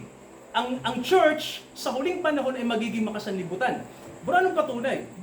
Laodicea, di ba, bro? Nakalagay sa Revelation chapter 3, no? Basahin niyo po yung Revelation 3, yung sinasabing church ni Laodicea, no? Sa pag-aaral ng eschatology, malalaman natin yan na lahat halos ng mga scholar, kahit mga liberal o conservative, naniniwala sila na ang church sa panahon natin ay magiging makasanlibutan. So, ibig sabihin po, imbis na balikan ang grace, hindi na, no? Hindi nila ituturo ang grace. Hindi nila ituturo ang doktrina ng biyaya. Ang kanilang ituturo ay biyaya, sinasabi nilang biyaya, pero biyayang hindi nakakapag-save. Ganun, ano? More on, so, wag tayo magagalit, no? Kasi lahat naman tayo masasapul dito. Maraming gawain sa church, pero hindi ini-emphasize yung salvation ng soul. No? Ito bang isang membro na to ay ano ba talaga bang naiintindihan niya yung repentance, yung pananampalataya kay Jesus na na siya lang ang salvation natin, di ba? So, walang saysay kung tayo ay active nga sa church pero hindi naman tayo born again. Ano 'yun? Di ba? Supposed to be, ang sabi ng Panginoon, ang new birth, ang mga pinanganak na muli, sila lang naman yung makakita ng kingdom of God eh. So, hindi naman mga religious people, kundi yung mga may new birth, yung mga na-born again. Di ba? So, sabi nga ni Pablo, may sinabi siya sa atin, no? Kailangan i-sure natin na may faith tayo. Kasi maraming tao nag-a-assume lang na may faith sila, pero wala. Tanong lang, Pastor. Sige bro. Nasaan na tayo? Sa Philadelphia o sa Laodicea? Laodicea O na. nandoon tayo sa... Nasa Nasa Laodicea Laodicea tayo. tayo. Tama, bro. Nasa yan yung Nasa last huling, church na pala tayo. yan yung panahon ng church huling-huli na. Ate Days. Sige. Kasi po parang may nagtanong sa akin, paano ako maliligtas? Ang napakamakasalanan ko. Kasi parang hindi nila naiintindihan yung doctrines of grace. Parang laging naisasama doon yung works doon sa kaligtasan. Parang gano'n po ang nangyayari ngayon. Hindi kasi sila niniwala sa biyaya. Gaya niya, may tinatanong sa'yo. Diba, tinanong ka, diba? Nag-preach ka ng nag-preach ka ng grace. Sabi mo, wag mong i-preach ang grace dito. Wag kang mag-preach about grace. Diba? Ligaw ng church yun. Which is pinanggilingan ng simbahan doon. Kung hindi mo ipapayag ang biyaya sa kanila, di ba sila paligtasan ng papaligtin? Kasi Ayun, totoo. paglilingkod sila. So, ang kanilang paglilingkod, kanilang mga activities, in vain. Everything. Yun ang totoo talaga, no? Kapag hindi na-emphasize ang teachings ng grace, bro, na sa pamamagitan ng grace, maboborn again ng tao. Nami-misinterpret kasi. At kung hindi ito talaga ituro at hindi iparinig sa mga nasa loob ng mga church, sabi nga ng Bible, hindi tayo makakasama sa rapture. O ano, Diba? hindi sila, kung Yun wala yun. silang grace, kung magsusumikap sila sa paggawa ng mabuti, anong halaga pa rito? Sabi ng Bible, patay ito. Wala talaga. Pero wala. Baliwala talaga, oo. Sabi Yun ng yun. Isaiah, lahat ng ating mabuting gawa ay para lamang isang maruming basahan Tama. sa harapan ng Diyos. Tita. Dapat clear yan, mga kapatid. No? Kasi, Ang pananampalataya, hindi sa atin ang galing yung Hindi rin galing sa atin kaloob, ang ito faith, sa ating tama. biyaya. It's Sa by biyaya grace, niya bro. yan, Di ba, bro? biyaya niya. kaya nga ano mga Ano daw yun? Kaloob. kaloob na Pero Diyos. mga kaloob na binabawi. Ha? Gift. Binabawi ba ang gift? Pag para sa iyo talaga yon, Meron bang gift na binabawi? Hindi pwede binabawi bawiin ng kasi Diyos. gift nga eh. Ayaw po yan. At saka regalo yun, hindi ka karapat dapat sa regalo yun, patay ka nga, wala ka nga. Pero dahil Hindi mahalaga yung regalo, tumatalbog ang galing pinagkalooban ka Tama. ng, Legit yun, legit. pinagkalooban ka ng the best Tumatalbog, na check. regalo. Check it, tumatalbog yun. Pero, yung galing sa Diyos na kaloob, hindi tatalbog yun. Absolute yun. Ganyan. So eto na. Siguro daanin na lang natin to sa summary na lang. Ang totoo din nun, isa Sige, pa, bro. may Ay, napakilala mahal. pa ako. Di ba may nagtanong ka, saan ba, pastor, di ba sabi naman, saan ba mas mataas? Ang sistema natin, ang ating pandoktrina o ang Biblia? Ang sagot, Ano sagot kaya? Di ba ano sagot? yung doktrina daw, bro. Doktrina Ng nila. simbahan. Biblia, siyempre. Bible. Baka maano tayo, pastor. Oo. Balik ka sa end time. Balik tayo sa end time. So eto mga kapatid, no? Mahirap kasi kay Norman na nandyan tayo, which is wala pa talaga doon. Katotohanan, wala pa Ah, nga. relasyon. Nilinaw natin, no? So mga kapatid, no? Tandaan nyo po, mga kapatid, no? Kakain pa tayo, ha? Okay. May ulang. Oo nga. So, mga kapatid, no, tandaan po natin, no, na kailangan may grace talaga. No? Hindi pwedeng hindi, bro. Yun yun, ano? So, kailangan, sure tayo dyan. Di ba, no? Yan, tuloy mo ngayon sa Oo. malakas na nga ng mga pangalawa. So, siguro maganda to mga kapatid na yung, ano bang mangyayari sa Great Tribulation? No? Ano po ba? So, ganito po yan. Ang sabi ng Bible sa atin, may nakalagay, bro, bago mag-Laodicea, sa Aklat ng Pahayag, ang sabi, bibigyan kita ng kaligtasan sa panahon ng pagsubok sa buong mundo. Sabi sa Philadelphia. So, ibig sabihin po, yung talatang yon ay may mga Christians na kukunin ng Panginoon sa panahon ng dakilang kapighatian. Kasi ang kapighatian, bro, nakasentro sa Israel. Pero ang apektado buong mundo. Global. Ang Great Bakit Tribulation. pastor na nasentro, plant in question, Hmm. bakit nasentro sa Israel yung tribulation? Kasi Dahil- si Kristo dyan babalik. Yun na yung continuation ng 7 years. Oo. At saka Actually, dahil, ba't sila na tribulation, ba't hindi na lang sila isinama sa rapture? kasi hindi pa nila alam ang biyaya. Ayun. Yo, bro. Ang totoo po nun, mga kapatid, kung bakit sa Israel ang sentro, di ba bro, napansin nyo po, mga Nireject kapatid, kasi nila hanggang ngayon, nireject pa rin nila. tandaan nyo po, ang Israel hanggang ngayon hindi sila believer. No? Sila pa rin ay mga religious, pero wala silang believe kay Jesus. Di ba? Tayo lang ang nag-worship kay Jesus. Judaism. Tayo lang ang kumikilala kay Jesus. But the rest of the Jewish people, wala silang pagkaalam, no? Pero sinusuportahan nila tayo, nagsusuportahan tayo, pero when it comes to faith, magkaiba pa rin. Pero, Kasi, Sige, pero bro. darating yung panahon, mamumulat sila. So tanong, bakit kaya mahirap mag-evangelize sa mga Hudyo? Bakit hindi sila naniniwala kay Jesus? Kasi ang sabi ng Bible mismo, binulag sila ng Diyos. Bro, no? Tama. Ibig sabihin, Diyos mismo yung gumawa ng pagkabulag nila. Naintindihan niyo po, no? Hindi sila nabulag sa sarili lang nila. Binulag talaga sila ng Diyos. Dahil sa katigasan ng Ng kanilang ulo. tsaka ng puso. Ng puso nila, di ba? Kasi sino ba nagpapako kay Kristo sa krus? Sila, yung mga Di ba sila? sasadot. So ang numero uno High priest. nagpapatay sa kanya, hindi naman mga ibang tao, sila lang ang instrumento, pero ang talagang mastermind, yung kanyang mga mismong kababayan. So pinapatay nila si Jesus, kaya rejected talaga si Jesus sa kanyang sariling mga kababayan. Pero ang sabi ng Bible, pagkatapos ng rapture, may nakalagay, babalik uli si Jesus sa kanyang sariling bayan. So after niya sa church, pag ang church ay inangat na, at inilagay na doon sa sinasabing mansion, ano? Kasi ang sabi nga may rapture, no? At kukunin ang mga anak ng Diyos na yung huling batch, bibigyan ng bagong katawan, yung lahat ng mga mananampalataya na namatay mula noong panahon ni Kristo hanggang ngayon, di ba? Basahin So ang sabi ng Bible, marami sila. Thessalonians. Hindi mabilang sa dami yung mga pinatay na yon. Ano bro? Saan sa Thessalonians yun? Thessalonians yun. Sige, basahin natin yung 1 Thessalonians. Sige nga po sa mga may Bible, 1 Thessalonians chapter 3 ba yan? basahin natin yung unang Tesalonica. So, basahin natin yung verse 15 to 18. Kinakita nyo po? Chapter 4, verses 15 to 18. 1 Thessalonians. Oo, 1 Thessalonians 4, 15 to 18. So, eto po, no, mga kapatid, yung description ng rapture. So, ano pong mangyari sa huling, eto na, yan yung sinasabi na huling event sa church. So, anong sabi mga kapatid? Basahin natin. Unahin niya pala. Sapagkat ito'y sinasabi namin sa inyo sa salita ng Panginoon, na tayong nangabubuhay na nangatitira hanggang sa pagparito ng Panginoon ay hindi tayo mga uuna sa anumang paraan sa nangatutulog. Sapagkat ang Panginoon din ang bababang mula sa langit na may isang sigaw, may tinig ng arkanghel at may pakakak ng Diyos, Trumpeta. at ang nangamatay kay Kristo ay unang mga bubuhay na maguli. Ano pong sabi daw? Yung mga namatay kay Kristo ay unang mabubuhay. Ibig sabihin po, bubuhayin yung bagong sila. No? Hindi bubuhayin yung lumang sila kasi yung lumang sila patay na yun. Kasi ang simbolo ng baptism, hindi ka na yung dating Pastor John, hindi ka na yung dating Rosie, hindi na. Diba? Na born again na tayo eh. So ang gagawin ng Diyos kasi pagdating ng Panginoong Jesucristo ay kukunin niya yung Rapture yung sinasabi dito. Oo. Kukunin yung sinasabing pag halimbawa yung katawan mo nasa cemetery na bro, ano? Wala pa yung rapture. Pagdating ng rapture, yung katawan mo na nabulok doon sa lupa kasi may sinasabi sa Bible na may binhi ka eh. No?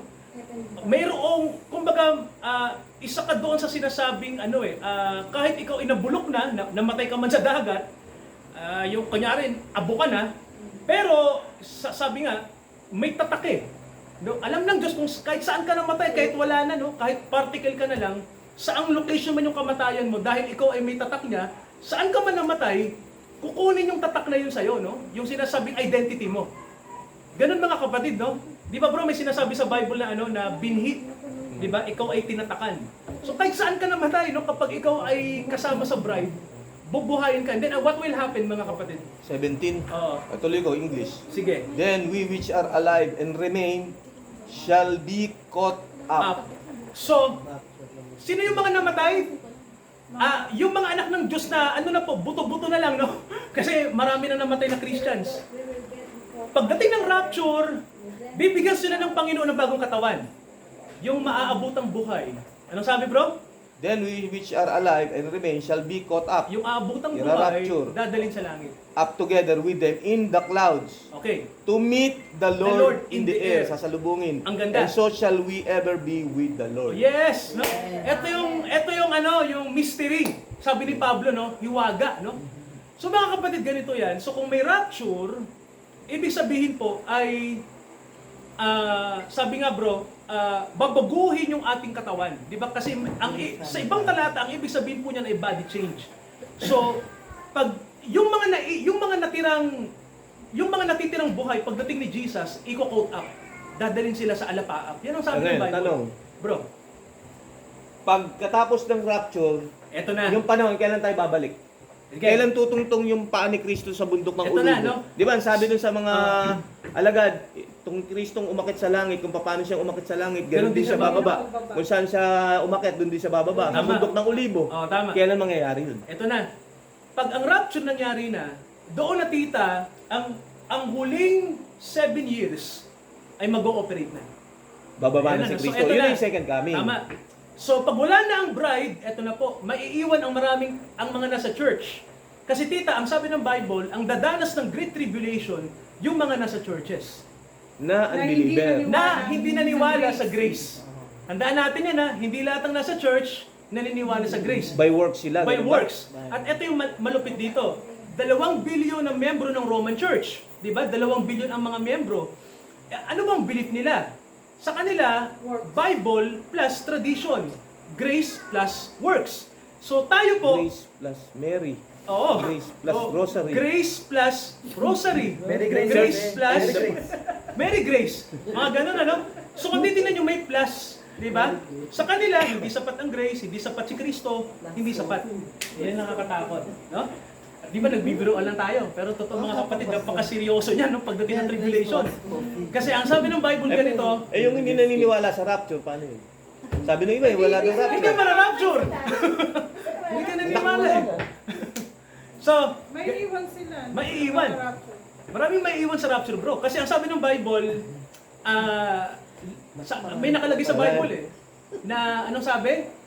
Lahat, ang akala nga nila, yung mga nawala, ay parang ano lang, Namatay lang. oh, parang nagkandamatay lang sila, no? So tuloy-tuloy ang buhay, pero yun na yung panahon ng Antichrist. Yung huling linggo, bro, na Sa tinatawag. 3 and a half, Oo. yung unang 3 and a half, di ba makakipagkasundo siya sa Di eto Israel? na, no? So, ang Yung mangyari kwento mo, ganito, Pastor, makipagkasundo sa pag Israel. rapture, so ang Diyos tututok na sa Israel, no? So tandaan natin, mga kapatid, Israel na yung ano, yung focus ng Panginoon, ano? Wala nang biyaya sa So, Ano ang kaligtasan nun? Ano ang kaligtasan nun? By words. baka matay ka. By works na yun, di ba? Oo, tama. Tama. Wala na yung by faith kasi Oo nga. by works na ang kaligtasan mo. Pero nun. itong problema natin, ano? Yan na yung Actually, magtiis hanggang sa dulo. actually ganito. Ikaw ba, bro? Naniniwala ka rito? Ewan ko lang, ha? Ewan kung... Pag natatakan ka ng Antikristo, masisid ka pa kaya? Eh, hindi na. Eh, yun ang nakakalagay sa Biblia eh. Yung Di ba, 10 no? virgins. Opo. Natandaan yung 10 virgins. Mm. Yung kalahati dun, yun eh. Mm-mm. Yung natatakan nyo kaya hindi nakabalik, na-late So, sila eh. di ba, mga Bumili kapatid? bumili, eh hindi ka makakabibili nang wala kang tatak. Tama. Eh sabi nung wise virgins, eh wala na kami, bumili kayo. Eh pagbili niya, eh paano ka makabili? Eh ano nga, Wala na yun. wala nga, hinihintay mo nga yung pagbabalik Bago dahil ka nag-rapture makabili, nga eh. matatak Eh de, ka kaya na. yun hindi nakasama, hindi pinapasok kasi may tatak na sila. Mm. Dahil bakit sila nakabili na lang is, eh hindi nga makakabili. Mm. Dapat nag-stay na lang sila doon. So may nakasulat sa Revelation 17, lahat ng hindi kasama sa rapture ay may tatak ng Mystery Babylon. Yun ang nakalagay sa Revelation 17, ano? Lagyan nyo lang po, no? Mystery Babylon, no? Yun yung nakalagay sa loob, di ba? Kasi alam naman natin ang Revelation kasi ay book of symbols. Tito Di ba, Rossi, no? ikaw may tatak ka. Di ba? Book of symbols, mga kapatid, di ba? Simbolo. Si Tito Rossi may tatak. Oo. So, may dalawang tatak. Tatak ng Holy Spirit, tatak ng Antichrist. Di ba? Ganon. So, tandaan So, nyo. Sige, bro. ano ang, di ba yung 7 taon, nahahati yun sa dalawa. Oo. Yung 3 and a half, yung birth pains, medyo light. Tapos, nakipagkasundo ang Antikristo sa Israel para Tama, magkaroon oo. ng peace. Pero pagdating ng ika 3 and a half, nilapastangan, yung kalapastangan ng walang pangalawa na sinasabi ni Propeta Daniel, di ba? Mm. Pupunta siya dun sa church, tapos idideklara niya na siya ay Diyos. Sisirain niya yung pakikipagkasundo niya sa Israel, doon na magkakaroon ng matinding magkakagulo, yung another 3 and a half bago dumating ang 7 years. Yun na yung pinakamatindi na hindi pa nararanasan ng sanlibutan yun. Maaring nuclear war yun, hindi natin alam. Mm.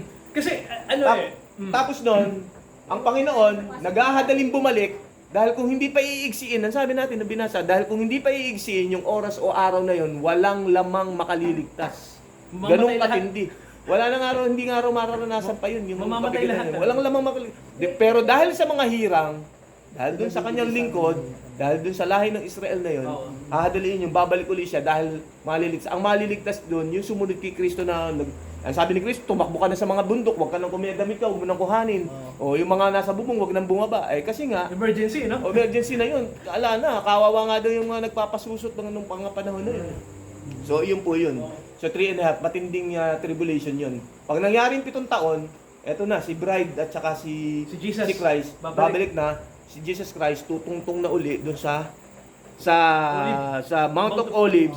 Start na ng kanyang paghahari, Millennial hindi reign. tagapagligtas, kundi hari para start yung millennial kingdom na lagi niyang itinuturo sa kanya sa mga Hudyo ng araw. Kaharian ng Diyos. Ang kaharian ng Diyos ay katulad nito. Ang kaharian ng Diyos ay katulad ng ganito. Butil na muta sa puro kaharian kasi yun para sa mga Hudyo. Millennial reign. Yun sana ang mangyayari kaya lang ang nangyari, ni-reject nga po ng mga Hudyo. Pero yun talaga yung plano. Part yun yung 490. Tapos pagkatapos nun, maganda, yun ang ano, kaya lang iba nga nangyari. Opo. Kasama na po yung mga naligtas doon. Opo. Yung sinasabing magiging paradise dito sa Ah, Tama. 100 mahaba pa hong kwento yun kasi yung 1000 years of peace na yun, millennium po ang tawag doon, millennial kingdom yun. Maghahari ang ating Panginoon dito ng 1,000 taon. Pero tapos si Satanas Nandun yung nakakulong. peace. After ng 1,000 years, si Satanas pakakawalan uli. Dadayain na naman yung sanlibutan. Doon na yung mangyayari, yung battle. Battle ng Armageddon yung huling. Yun yung kahuli-huli na. Huling Armageddon. Huling battle na po yun. Oo. Pagkatapos nun, yung mga hindi namatay, sinyorkat na natin, binilisan na natin. No? Yung mga namatay na walang pananampalataya, nung palang bubuhayin, ang tawag doon, puhukuman sila, ang tawag doon, white throne judgment. Lahat na doon. No? Lahat bubuhay Yung muli. mga hindi Kristiyano, yung Para mga- hatulad. Yung para yun sa mga hindi Kristiyano. Kasi tayo, Hindi kasama hinatulan na tayo. Dahil merong bima judgment na tinatawag. Huling pag-uhusga yun. Binigay na ng Panginoon yung mga regalo sa atin. Yung mga good works natin, nirewardan na niya yun. Dahil na-rapture tayo eh. Yun yung panahon na yun. Magkapit-bahay tayo sila. Yun. Tsaka Yun sa po lupa. yun. Tsaka sa lupa. Itong pinag-uusapan natin po na to, biblical to ha. Hindi kami nagkikwento ng walang batayan. Summary lang yan. Hinahadali lang natin, pero iyan, may Matagal verse kasi. yan. Hindi lang isang verse, hindi lang dalawang verse. Kaya nga ang sabi din sa Biblia, mapalad ang bumabasa sa mga hulang ito. Yun ang umpisang-umpisa sa Revelation. Kung babasahin natin, di ba? Mapalad ang bumabasa. So tayo, habang inaaral natin tong end times, mapalad tayo. Kasi ang end times, sakop nito lahat. Salvation, lahat. At saka yun yung kaluguro ng ating kaluluwa na naririnig natin yung pagbabalik ng Panginoon. Yun yung ating pag-asa eh. Yung kahirapan na nararanasan natin dito. Yun yung magandang pakinggan. Yung hinihintay natin Panginoon, biglang barating dito. Kung nakahanda ka, di ba napakasarap sa pakiramdam nun? At saka yung wisdom na hindi natin makukuha kahit ganun. Sa Bible lang. Sa Bible. Sa Word of God lang. Kaya kailangan yung babbasa ng Bible, mga kapatid. Oo, kailangan po natin, hindi pa pwede yung pakinig ka lang ng Ay, pakinig. tama. Kasi kung sa Magbasa sarili tayo. mo, hindi ka nagbabasa. Tulad ng mga, hindi ko, di ba ano yun, dahil meron akong mga kakilala, hindi ko nababanggit yung sino, yung mga kaibigan, minsan iba, tao ko pa, o gano'n. Hindi sila nagbabasa ng Biblia kasi Sila pinagbabawalan Iglesia. ng kanilang relihiyon. Bawal. Hindi ka, Bawal bawal po magbasa sa ng amin. Ano? Paano malalaman ng totoo? Di ba? Kaya, So, ilan na lang importante natitira? magbasa ng... malay mo, niloloko lang pala tayo ni Pastor Jan. Di naman pala totoo yung sinasabi niya. Kaya kailangan, babasahin natin.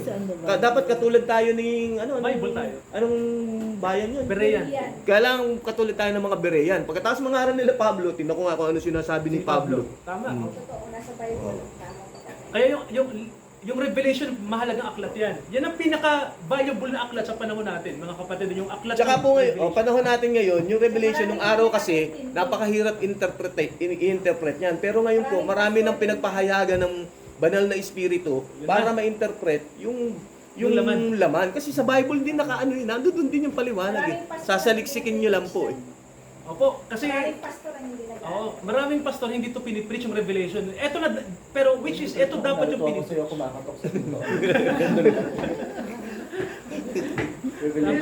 Okay, tamo ko. Tamo, yung tinan niyo ha si Kristo, tinan niyo po ha sa Laodicean. Si Kristo, tinan niyo po si Kristo. Simbahan po yun ha, Laodicean. Si Kristo kumakatok daw dun sa pintuan Ng church. Ng church. Ibig sabihin, si Kristo wala wala sa na, loob hindi na ng si Kristo sentro. Nasa si Kristo. Nasa labas. Kaya kumakatok. Bakit? Paano nangyari yun? Ba't ano ba ginawa namin dito? Ba't si Kristo nasa Nasa labas? labas. Wala sa loob. Wala sa loob ng church. Ayun, mag-ipag-isipan niyo yun. Bakit ganun? Nasa labas siya ng church. Nandun na tayo sa ng Laodicean eh. Baka mo kumakatok, ba't baka kumakatok si Kristo? Ibig sabihin, nasa labas. Yan ang may danger kuya. Kasi sa akala ng mga tao, ligtas sila kasi nasa church. Ito po ang pinakamatinding ito i-share ko lang. Ang pinakamatindi na isa sa mga naging natin, yung sinasabi natin, sino tumatanggap kay Kristo, sino ikaw tumanggap kay Kristo, taasan ng kamay. Ito na. Akala mo, tapos yun, ligtas ka na, born again ka na, hindi ho ganun. Hindi basta-basta Hindi po ganun yun. Ang talagang maliligtas yung, di ba, yung nakasulat sa aklat Aklat ng ng buhay. buhay. Paano mangyayaring nasulat ang aklat ng buhay mo? Merong binhing na hasik sa batuhan. May binhing na hasik sa damuhan. Tama. May binhing na hasik sa matabang lupa. Tama. Saan ka dun? Para ikaw ay maligtas, para ikaw ay masulat dun sa aklat ng buhay. In short, kailangan natin maintindihan mabuti yung mystery of kaligtasan. Ang sabi ng Panginoon, ang sabi ng Biblia, repent and believe. You must be born again. Except a man be born again, he will not see the kingdom of God. Napaka-importante yun. Ang tunay na tumanggap, na-regenerate ang buhay, na bago buhay. Hindi pa pwedeng tumanggap ka, tas ang buhay mo, nandoon ka pa rin. Hindi. Binago ng Panginoon yun, araw-araw.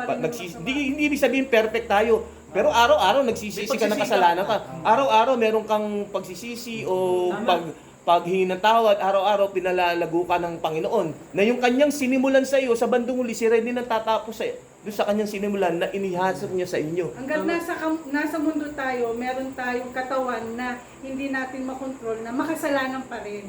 Tama. Kasi nasa Kasi nasa mundo maganda. tayo. Pero at the same time, pinababanal tayo ng Holy Pero Spirit. pinababanal tayo na ang importante doon, yung puso natin, gusto natin maging banal Tsaka tayo. si Kristo Kay na, Kristo tayo. nagpaalala si Kristo. Ang buhay natin. Paano natin malalaman? By their fruits, you will know. You will know them. Pwede ba yung, kaya nga yung inano sa akin yan, pwede ba yung uma-attend ka ng church, kaya nga kami nagtalo yung kaninang umaga ng kasamahan ko. Pwede ba yung nasa church ka, nagnanakaw ka, nangangalo niya ka, hindi ka man lang nagsisisi. Ang Kristiyano, nagsisisi po yun, hindi po nagpapatuloy yun sa pagkakasala.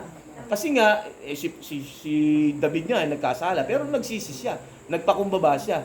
Ngayon, kung sasabihin mo tumanggap ka, tapos ang buhay mo hindi na bago. Katulad ng mga pumatay kay Charlie Kirk na andyan yung LGBTQ, andyan yung tamaan ako sino tatamaan, andyan na yung pro-choice, hindi pro-life.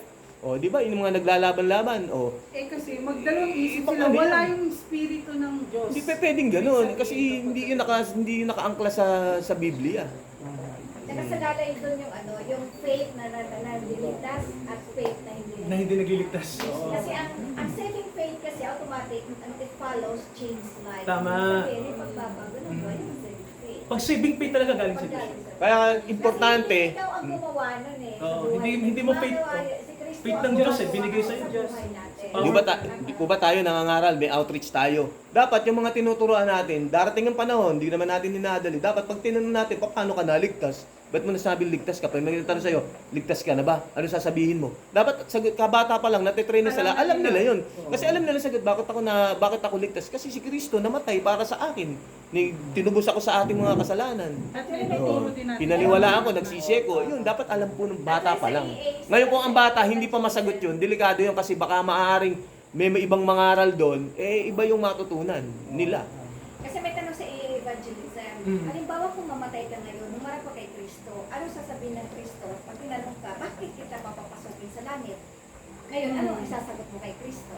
Pag nangaral naman ako, nagpalayas ako ng Diyos. Oo nga, yun. nagano ako, diba? Panginoon, hindi lahat ng tumatawag ng Panginoon. Pero may sasabihin ng Panginoon, di ba hindi kita kilala? Pero ito, may isang pastor na namatay.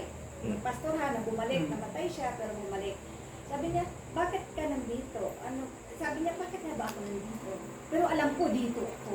Sabi ng isang pastor sa Christian, alam ko para dito ako. Bakit nga ba? Nung makita niya si Kristo na may hole dito, sabi niya, ikaw ang dahilan kung bakit ako nandito. Ibig sabihin, wala akong ginawa, wala akong Illustration lang everything, yun. wala akong ginawa sa Ikaw ang pananampalataya. dahilan. Nakubawa ng mabuti, nakagawa ko ng mabuti dahil sa iyo, Kristo. Biyaya. Dahil Grace. nagbigay ka ng buhay para sa akin. Amazing. Nagbuhos ka ng dugo. Napakasarap dahil sa para pakiramdam. akin. Pagka Ibig sabihin, hindi, wala kang gawa, wala kang ginawa. Ay, Tama. nagpadayo ako ng masimbahan. Wala kang inambag. Nasabihin ng Diyos. Hindi, nagpalayas ako ng demonyo eh. Ay, labas pa hindi yun. Gumawa ako ng mga makapangyarihang bagay sa pangalan ng Panginoon. Sa paningin ng Diyos, yung mga ginagawa mo yan, Hindi ako basta maliligtas. Ay, walang balik ko yan. Hindi sa iyo. Gawa ni Kristo sa buhay natin. Eh, yan ang sinasabi. Kilala ka ba niya? Eh, Baka may, di ka niya kilala eh. Papalayas mas ka layo kayo sa akin. Papa Kasi, Jay. ang Di ba totoo- tita? Sabi nila, nagpalabas kami ng demonyo, nangaral kami sa pangalan nyo. Nagsipag kami sa pananampalataya. So sabi ng Panginoon, kilala ba kita? Magkakilala ba tayo? Relasyon pa rin eh, no? Relasyon, no? Kailangan may relasyon. Ang totoo kasi Kristiyano na may Kristo totoo sa buhay. Hindi yung ako ang tayo ang gumagawa ng mabuti para sa kaniligtas. Hindi. Hindi, ang gumagawa Hindi natin ng kaya. mabuti dahil sa Kristo ang siyang gumaganap ng sa atin. Kasi Hindi yung yung atin covenant lang of talaga, grace. it's our merit, hindi merit ng Lord. Yun po ba? Pag tayo lang gumawa ng mabuti, Oo. merit natin. Mabuti ako gumawa ka ng mabuti. Pero pag Tama alam ka. natin, pag Ano sabi ni- totoo, ano sabi ni ang Paul Diyos ang Washer? gumagawa sa Pag may 0 pang natitira sa 99 point, Pag mayroong pang 1 sa 99%, hindi ka pa rin maliligtas. Hindi ka Sabi ni Paul Washer. Oo. Totoo yun. Di ba mga kapatid, no? So ilang linggo na lang po natitira? 1 week na lang. 1 week. 1 week na lang, bro. Ang 1 week ay Patay ang oras. Yung 1 week na yon, yun ang Great Tribulation. Pero, ang totoo nun, ang particular na tribulation doon, yung natitirang 3.5. Yung huling 3.5. kaya yung pinapangaral para marami maligtas dito. Ha? Para yung mga bilang makumpleto na. Sa Kaya kailangan natin Ito maghagaling yun. mangaral Ito yun. ng pagtanggap. Oo, Ang ito. tandaan niyo po, ang lipunan hindi natin mababago kasi iyan patungo sa, sa Kapahamakan. kapahamakan talaga yan. Oo. Kaya tanong sikap mong tumulong sa mga mahihirap, o Wala kahit talaga. kahit na ano pang maglupasay ka man yan na tumulong sa magsasaka. Wala. Hindi, ang utos sa atin, i-proclaim mo yung mabuting balita sa mga mahihirap, sa lahat ng tao. Gospel. Iyon yung magiging pag-asa nila na kahit ako mahirap dito, meron akong pag-asa dahil Tama. may mabuting naghihintay sa akin, meron akong bahay doon sa langit. Mm. So yun yung pinaka-importante. Yung mga bagay na yun. Nahit yung bottom line. Ayun. Sige mga kapatid, susog tanong. Mabilisan lang kasi tayo, no? Susunod na lang po. Himayin natin bro yung mangyayari sa Great Tribulation. No? Himayin Actually, natin. hindi naman na tayo nakahanda. Parang nag-usap lang tayo ng ano, hindi naman napaghanda. So mga kapatid, himayin natin sa susunod. Tita, okay lang ba? Okay lang yung aralan natin? Okay. Tanong sila. Himayin natin yung Great Tribulation sa Ikaw, susunod. Anong mangyayari Ninang, dyan? may tanong ka po ba? Ano ba Basta tanong? pag may tanong po kayo, sabihin niyo lang. Hindi, baka may Ay, tanong. hindi ngayon. Baka dumating time na May tanong tito. Hindi yung ano, yung sinasabi mo yung pagdating ng Panginoon na yung bababa siya, nakasama tayo dito. Yung, Opo. ano tawag doon? Millennial Kingdom po Yun, yun. millennial. Start ng millennial, maghahari na po ang Panginoon dito ng 1,000 taon. 1,000 taon. 100 years. 1,000 1,000. years, opo. May peace, may peace. Opo, kasi ang Panginoon ng ano maghahari siya ng may kamag na bakal, tama? Ang enemy na nakakulong. Revelation 20. Nakakulong si Satanas nung kaya 1,000 years of peace. Nagkukulong siya Pag na- pinakawalan na niya after 1,000 years, maglalabanan pa uli. Meron Oo, may labanan pa yung ulit. ano, yung Pagkatapos ng labanan na yon, Pa rin pero yung- ano na, yun ay battle of Armageddon doon. Doon na tayo po, yung hahatulan. Bubuhayin na yung mga namatay. Hindi na tayo hatulan. Great white Tayo throne ang judgment. Tayo nga hatulan. Hindi na ho tayo kasama doon kasi kasama tayo sa langit eh. Yan namatay na bubuhay. Yung mga namatay na yon, hahatulan sila batay doon sa kanilang ginawa. Yung nakasabay sa Ito po may nag-question, tita. May nag-question. Bakit pa tayo kinot up sa langit? Kung ibabalik naman pala tayo dun sa Alam mo sagot dyan? May sagot po dyan, alam ko po.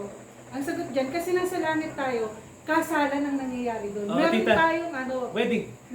meron tayong Honeymoon? hindi honeymoon. Ang honeymoon sa millennial. Sa millennial pa rin. May Di celebration po, nangyayari totoo sa yun. langit. May honeymoon. Simbolo. Simbolo. May celebration pong nangyayari sa langit. Wedding muna sa langit. Wedding. Yun yung wedding na nangyayari. Tayo po yung kinakasal kay Kristo. Tama. oo. Yun po yun. Kaya tayo dinala Di ba, sa ano. ang tawag sa bride dita is yung pure church. Kasi feminine eh. Kumbaga si Kristo ang groom, si Jesus, tayo ang bride. Kasi ang tawag sa pure church, sa biblical church, ay bride. Tinawag kasi tayo ng mapapangasawa ni Jesus. Kaya feminine ang symbol natin eh. Di mo ba sa Revelation may sinasabi pastor na nagkaroon ng 30 minuto ng katahimikan. Oo, Tumahimik ang langit tumahimik ang Ano langit. nangyari doon pastor? Mystery yun eh. Mystery yun. Oo. Pero yung iba ang Sa sinasabi, panahon ng rapture, tahimik ang langit. Walang maririnig. No? Kasi ang sabi ng Bible, bumaba ang Panginoon. Pero yung pagbaba niya, bro, hindi siya tumuloy ng pagbaba sa lupa. Kundi sinundo niya lang sa alapaap Ito niya lang tayo. yung bride. Oo. Kaya yung event na yon magkokos sa lahat ng mga creature sa langit ng pagkamangha. tinan mo, Maano sila maa-amaze lahat ng mga anghel sa langit na as in Parang- tumahimik. As in talaga tita, tiningnan ng lahat ng mga bituin sa kalangitan, yung billions of, thousands of stars na kasi parang first time yun na mayroong wedding sa Para bang yung nung kasalan nung eh. kasal ko. Di ba pagkasalan masaya? Nung nakatago yung bride, nung umpisa nakatago, maingay pa sa nung pagbukas nung pinto nung sa Tahimik na lahat. biglang tumahimik kasi tinitignan nila Tinitingnan na yung bride. Nakatingin na sa bride, sasalubong sa groom. So lahat nakaano tita? Nakatingin doon sa event na yon. Kaya anong sabi bro? Sa event. Nagkaroon ng katahimikan sa langit ng kalahating oras. So tita, nakatingin lahat, di ba? Kasi main event, yung rapture kasi, wedding yun. Ikakasal tayo kay Jesus. Kalahating oras yung pala eh. bakit mo, Yung Ninang, pala, yung pala, kung kasama ka dun sa taon rapture, na eh. Simbolo kasama yun. kang bababa, 1,000 years of peace, nandito ka. Tagal, no? Kasama, eto medyo malalim na kasi kaya hindi ko na Sige. babanggitin. Ano na yun eh. Magkasama yung doon eh, immortal at saka immortal. Saan bro? Sa Sa millennial millennial, reign? Bertol, Possible. Yung sa pagbaba po natin sa millennial, Hindi po bago yun.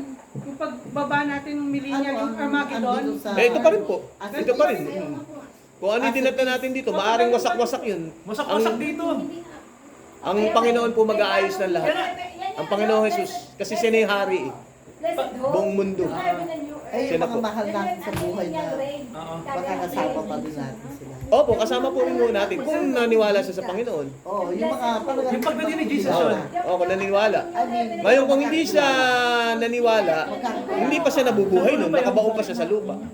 magkakakilala pa. Oo, opo, magkakilala pa rin. Pero Hindi yung hindi pa yung urges heavenly ng millennial last, race. Hindi pa. dumating, late ka na. Wala tayong O, ulitin daw natin, ulitin. sariling bahay. Oo, ayun. Tapos na, Giuseppe. Palit ko eh. Ang haba ng discussion namin eh. Pero wala pa yung ano yan. Hindi pa nahihimay. Next time po, next ano po, si Giuseppe Mandilis. Giuseppe. Next session. Ay, oo nga. Tita, malaki na no? Malaki na. Si Giuseppe. Oo nga, Pastor. Binata na. Kakambal Anak ko nito. yun, anak ko. Kakambal yan nito.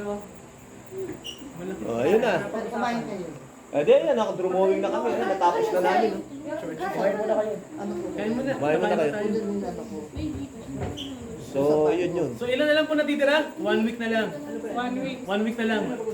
Mabilis na yan. Ayun, nakatulog. So, yung rapture sa September 23, hindi po totoo yun. Hindi mangyayari. September 23 po, magkakami tayo.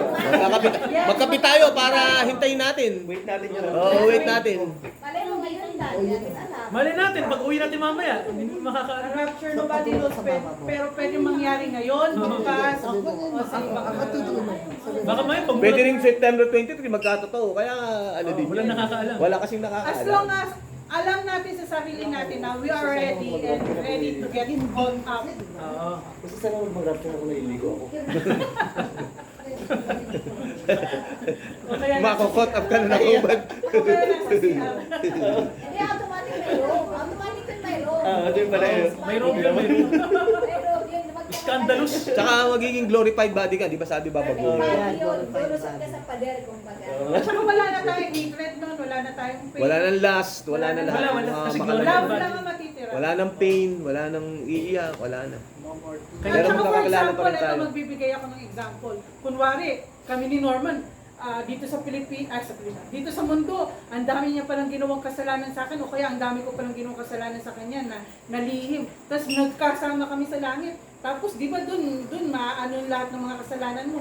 Alangan namang magagalit pa rin Wala nang sa bangayan isa't doon. isa sa ano.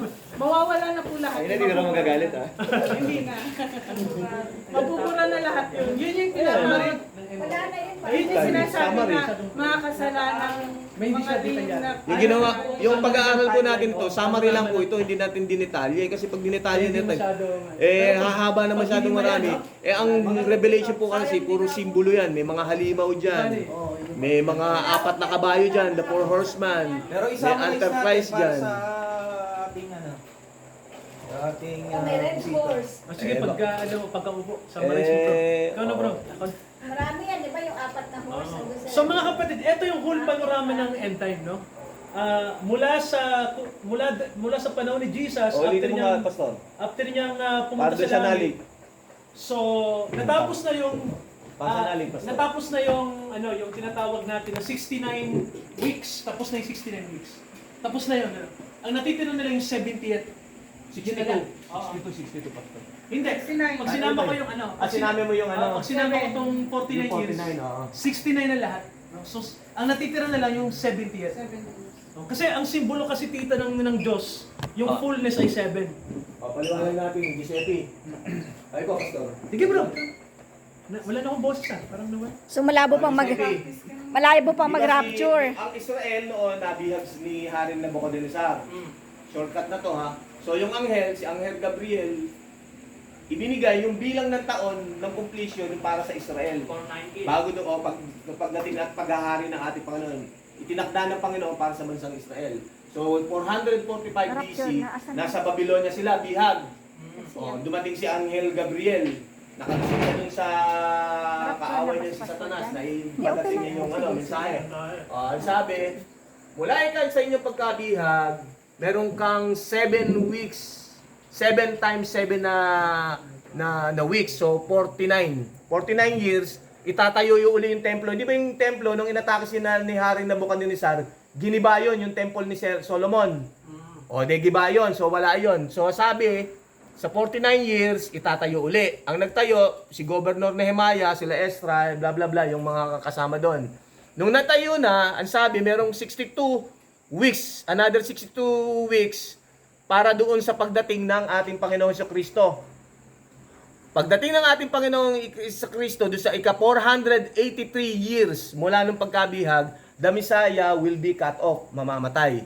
So hindi natupad yung 490 years. Ilan lang natira doon sa 490 years? 490 minus 483. 7 years. Yun yung hinihintay ng mga Kristiyano. So, yun. So, dahil dun sa rejection dahil dun sa rejection ng Israel, yung grace dumating sa atin. Sa mga Gentiles, yung dumating yung grace sa atin. So, 2,000 na mahigit na, 2032 something, ayun. So, hinihintay natin. So, yung rapture, yun yung hinihintay ng mga Kristiyano. Ang ginagawa ng mga Kristiyano, yung mga, hula sila ng hula. Hindi nila mahuhulaan yun. Kasi ang ginagamit nilang palatandaan ay yung pista ng mga Hudyo, ng mga Israel. Yung Feast of Pentecost, Feast of Unleavened Bread, Feast of First Fruit, Feast of Pentecost na nangyari. Kaya yung kasunod ng Feast of the Trumpet, yun doon na nila tinatapat yung pagbabalik sa September 23. So hindi mangyayari yun kasi yun para sa mga Hudyo yun, hindi para sa bride yun, hindi para sa mga Kristiyano yun. So yun lang pinag-aaralan kanina. Para sa Gentiles, mystery siya. Hindi kasama din sa pista. na ba? Yung trumpet. Tsaka tumigil nga ang orasan, di ba? The clock stop. So kahit Yung anong hula trumpet. mo, hindi mahulaan na kanito nga eh. Oh. Yung Ang trumpet. hinihintay yung kabuuan bilang ng mga hintil na mga maliligtas. Hinihintay yung kabuuan ng mga hintil na maliligtas. Doon pa lang babalik ang ating Panginoong Kristo. Ang rapture, mystery yan, walang nakakaalam yan. Walang tanda yan. Bigla yan susulpot. Peak in the night nga yun. Ang may signs, yung second coming. So alalahanan natin kung yung second coming may signs, habang lumalapit yung signs na yun, mas malapit ang rapture. So yun lang yun. Dahil bago mag-second coming, na-rapture na muna tayo. Oo. So yun lang. Tapos bla bla bla, mahabang pag-uusap. Maganda rin pag-usapan, Dinitalye. ano ang mga possible events sa 7 years na yan? Parang Ayun, ang gusto ko. Ihimay na. 7 years, ano yan, yung... Oo. Kaya sa 7 years of tribulation, kung meron kang nakikitang pilahan ng pugutan ng ulo, doon ka na pumila sa pugutan ng ulo. Kasi pag ikaw yung Isa magpaano nagpatatak, ka pa? sa impyerno ka pupunta. Good works, eh. Good Huhulog ka works. sa dagat-dagat ng amoy. Ang kaligtasan nun, hindi na sa pamamagitan ng pananampalataya. Ang kaligtasan nun, sa pamamagitan ng gawa. Tama. Sa pamamagitan ng works. Yun na ang kaligtasan nun. Yun yung mga by down dati na Kasi, lipas na ang grace. Lumipas na ang Wala na. grace. Wala na. Tapos na ang grace, tapos na. Alin mo ang pananampalataya kung nakikita mo na, nakita na wala na Oo. eh. Sa panahon ng Great Tribulation, wala ng faith. Wala na, faith. Grace ka na. Pakita mo talaga yung pananampalataya mo sa pamamagitan ng gawa mo. Magpapugot ka na ng ulo.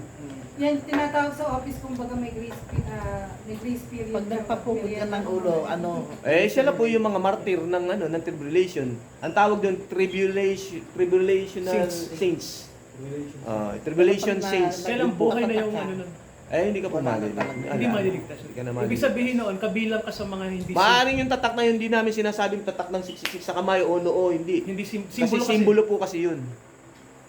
Pero ang totoo po ng teaching Simbolo kamay, tatak sa kamay, tatak sa noo. Aral yun Simbolo ng paggawa, kamay, simbolo ng mga aral, pag-iisip. Kaya tinatakan ka. Ibig sabihin, tinanggap mo yung aral. tumanggap ka ng maling Ng aral. maling aral doon. ayun ang Kay- Opo, yun. Tita, opo. Yun Simbolo ang siya. in-accept mo. Hindi yun Hindi siya literal. Tama Hindi dito. po siya Kung literal. ka ng mali, nag-isip ka ng mali. Hindi siya Kaya ligtas pa rin po kayo kahit na nagsasign of the cross.